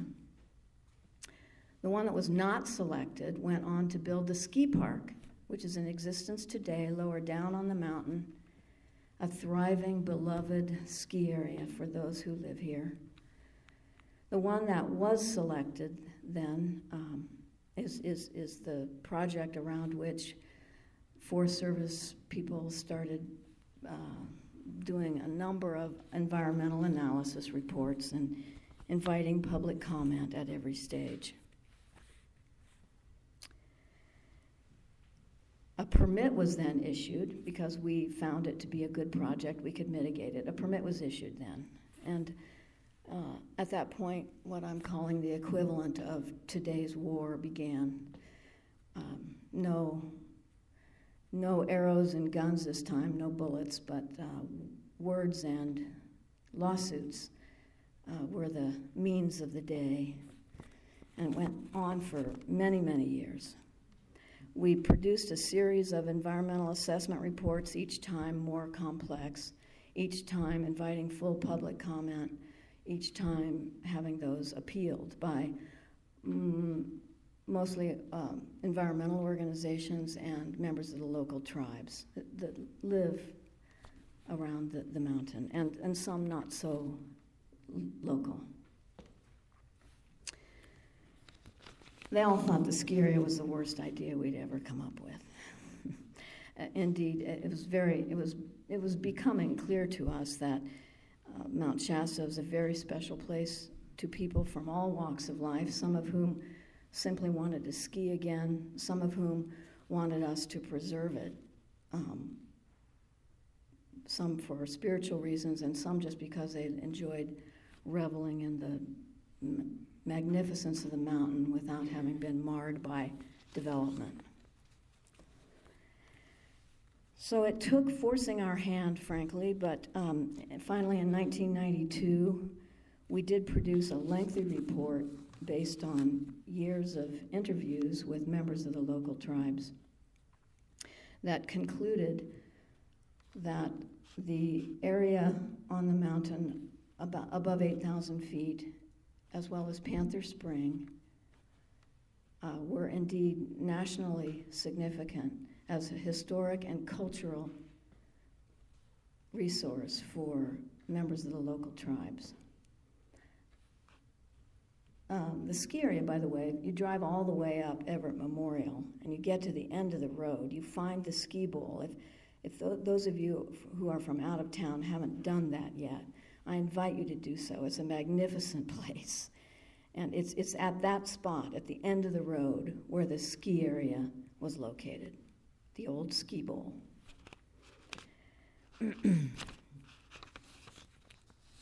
So by cultural and historical significance, this also included a cosmological significance in that we learned that our Indian neighbors believed that it was upon Mount Shasta that the Creator brought forth life.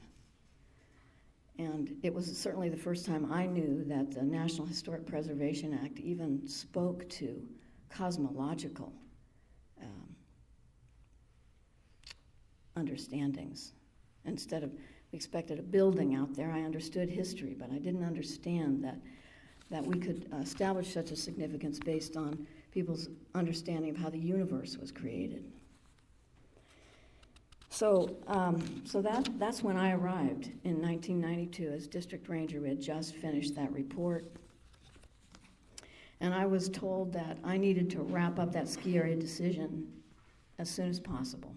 It had been since, not a long time, many years, over a dozen years since we'd been working on it. Though the decision itself was made 2 levels above me because of the level of controversy, I, as district ranger, was the front person and the one whose responsibility was to make a recommendation this time to my higher ups. And it was certainly I who met with people on the local level. I came here with my former husband, who was district ranger at McLeod, and I was district ranger at Mount Shasta. People thought that was very cool, kind of a yin-yang thing. And I knew this place by reputation to be a veritable cauldron of diverse perspectives. And I was known as a consensus builder, so I thought I would be up to the challenge. Little little did I know what was ahead. By the time it was all over, my husband and I would have divorced while we were combining our ranger districts into one administrative unit, and he will have occupied my desk at the Mount Shasta Ranger Station as the ranger over both units, and a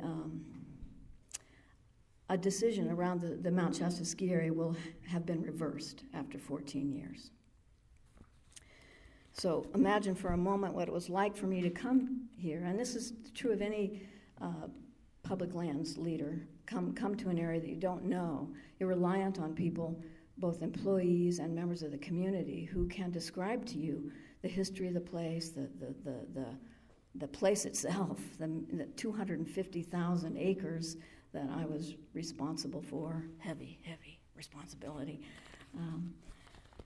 And it's always true, but to know that I was about to participate in a decision that would so affect people who lived here and knew this place added to my angst, I'll say.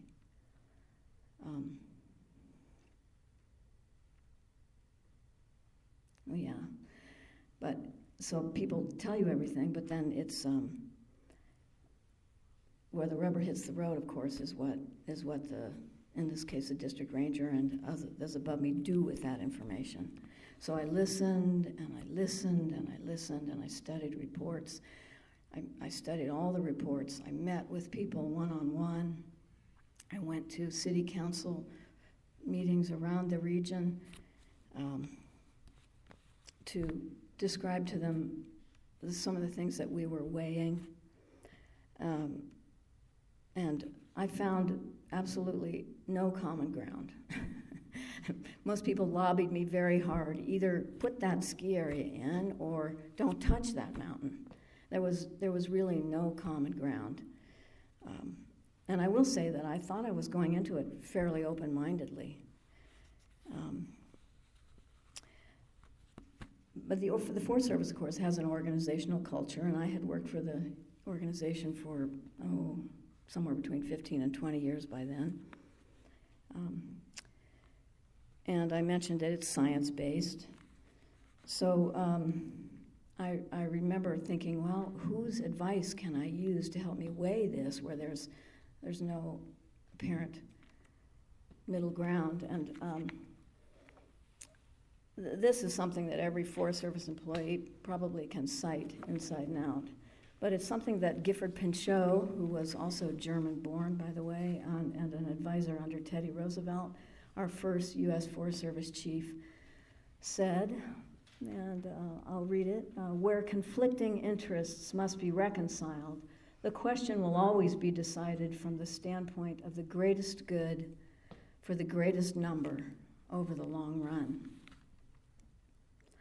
Well, if you just ponder with me for a moment what that could possibly mean, what is the greatest good, and who gets to determine that? And the greatest number? Well, our own Jeffersonian style of democracy is not always based on majority rules, as we all know, that there's an aspect to it that values the values and needs of minority populations as well, and such as the disabled Americans. So it's not simply a matter of the greatest number. And then the long run, my gosh, he was a forester, so he does know that trees have a longer lifeline than human beings. He was probably thinking about something fairly long, but probably not 7 generations.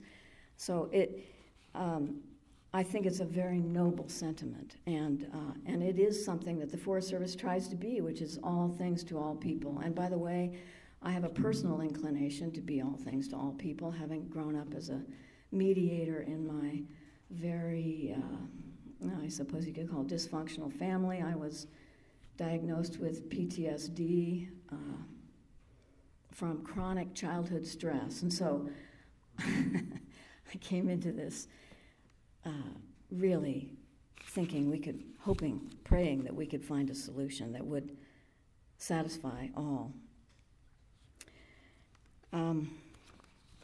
But So imagine what it was like to listen well enough to these many people, that some of which I will mention in a moment, that really opened my mind to see.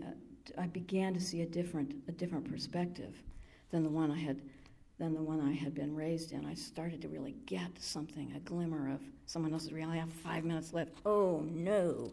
Okay. So several snippets of conversation. Florence Jones, who was the spiritual leader and doctor of the Wintu, once told me that it was due to their prayers and their ceremonies that the vitality of the mountain and the end of Panther Spring, they were responsible for that. And I thought, are you really? What about all the science? What about the work that we do? A dear friend of hers named Emerson, when I was once explaining about the way we analyze impacts and mitigate this and that, he leaned over and so dearly said to me, so are you telling me that you think you can hide a ski area from the Creator? There was another statement made by someone in our regional office in San Francisco who said, if we are not careful, Kathy, Mount Shasta is going to become the poster child for sacred lands legislation. I barely knew what sacred lands were at that point, quite frankly. Okay.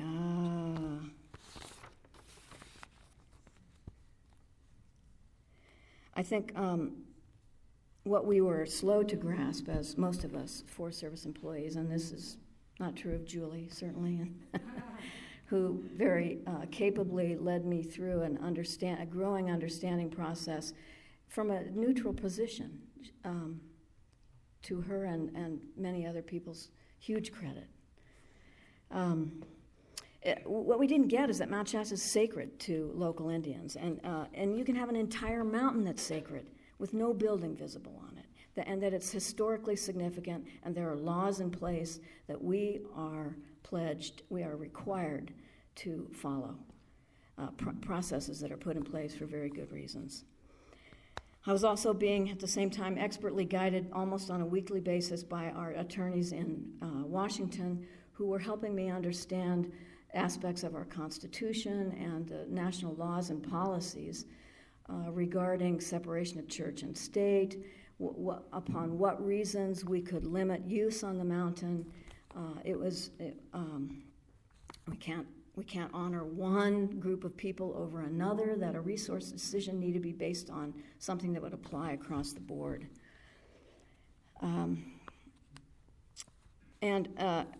I'll say here that as sympathetic as any of us, including myself, might have been to try and right past wrongs here, this was not a time to do that. You can't make up for past wrongs, trashing treaties, taking land.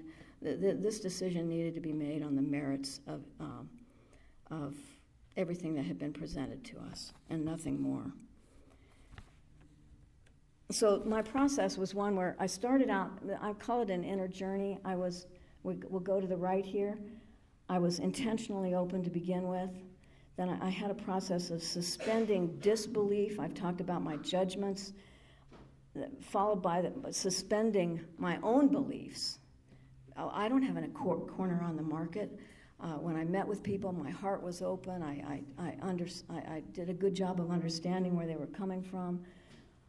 So it was a process of letting go to begin with, and then integrating a new possibility into my reality, into my awareness. I mention this because I think it's important. It may be at the heart of what made our enigmatic Joaquin Miller tick. Just from what little I had read, I call it the result of an inherent connectedness to all that he met, particularly one-on-one, combined with an ability to open to what the present moment brought. Really open, just be present right then and there, so much to the point that it would alter the experience that came before that. And then he would act from that awareness. Oh, gosh. It was hard work, as you can imagine. I just knew that there was no way around it. One side was going to win and one side was going to lose. Gradually, I found clarity and a conclusion that compromise or mitigation isn't always possible, nor is it necessarily the right thing to do.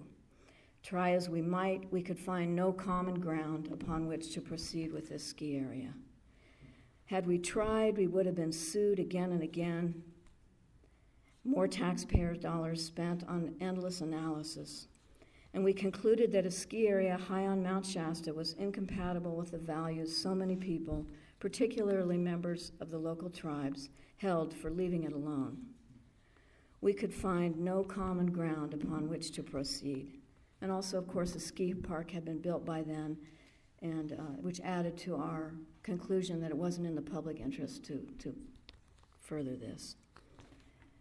The regional forester's decision said the upper elevations of Mount Shasta and Panther Meadow are nationally historic sites worthy of stewardship for the inspiration and benefit of current and future generations. The mountain is clearly considered sacred to many Indian people and is a very special place for non-Indians as well. I love this quote.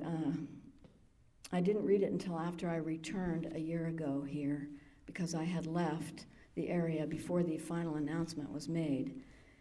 And I thought it was so respectful. And I was very happy to hear that we had managed to communicate this through all the levels of government between us and them.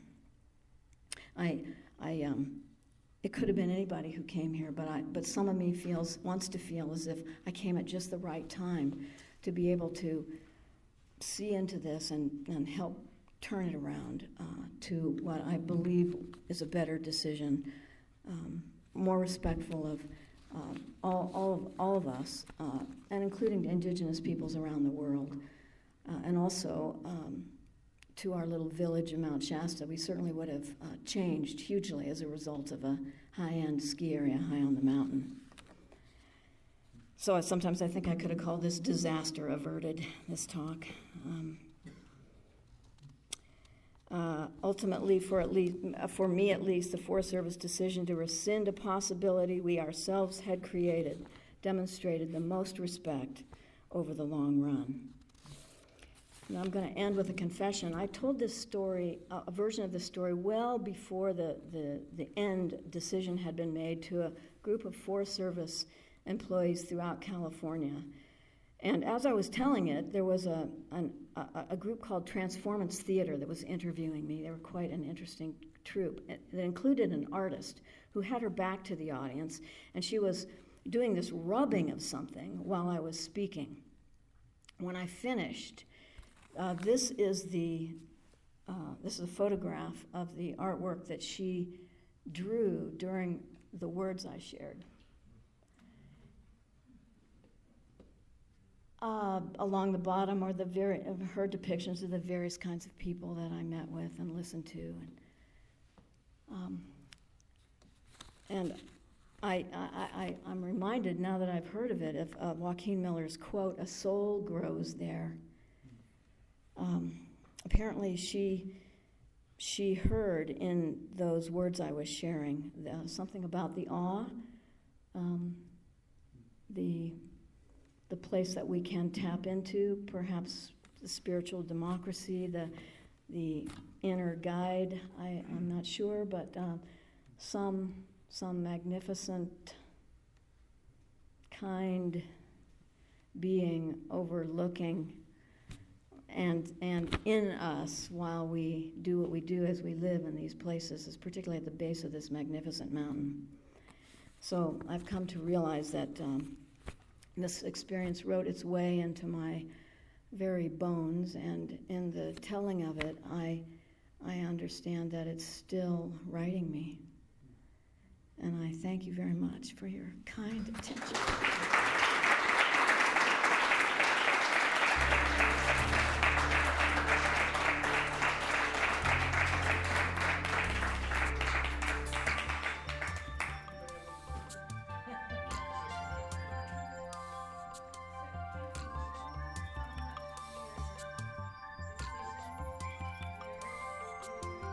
you.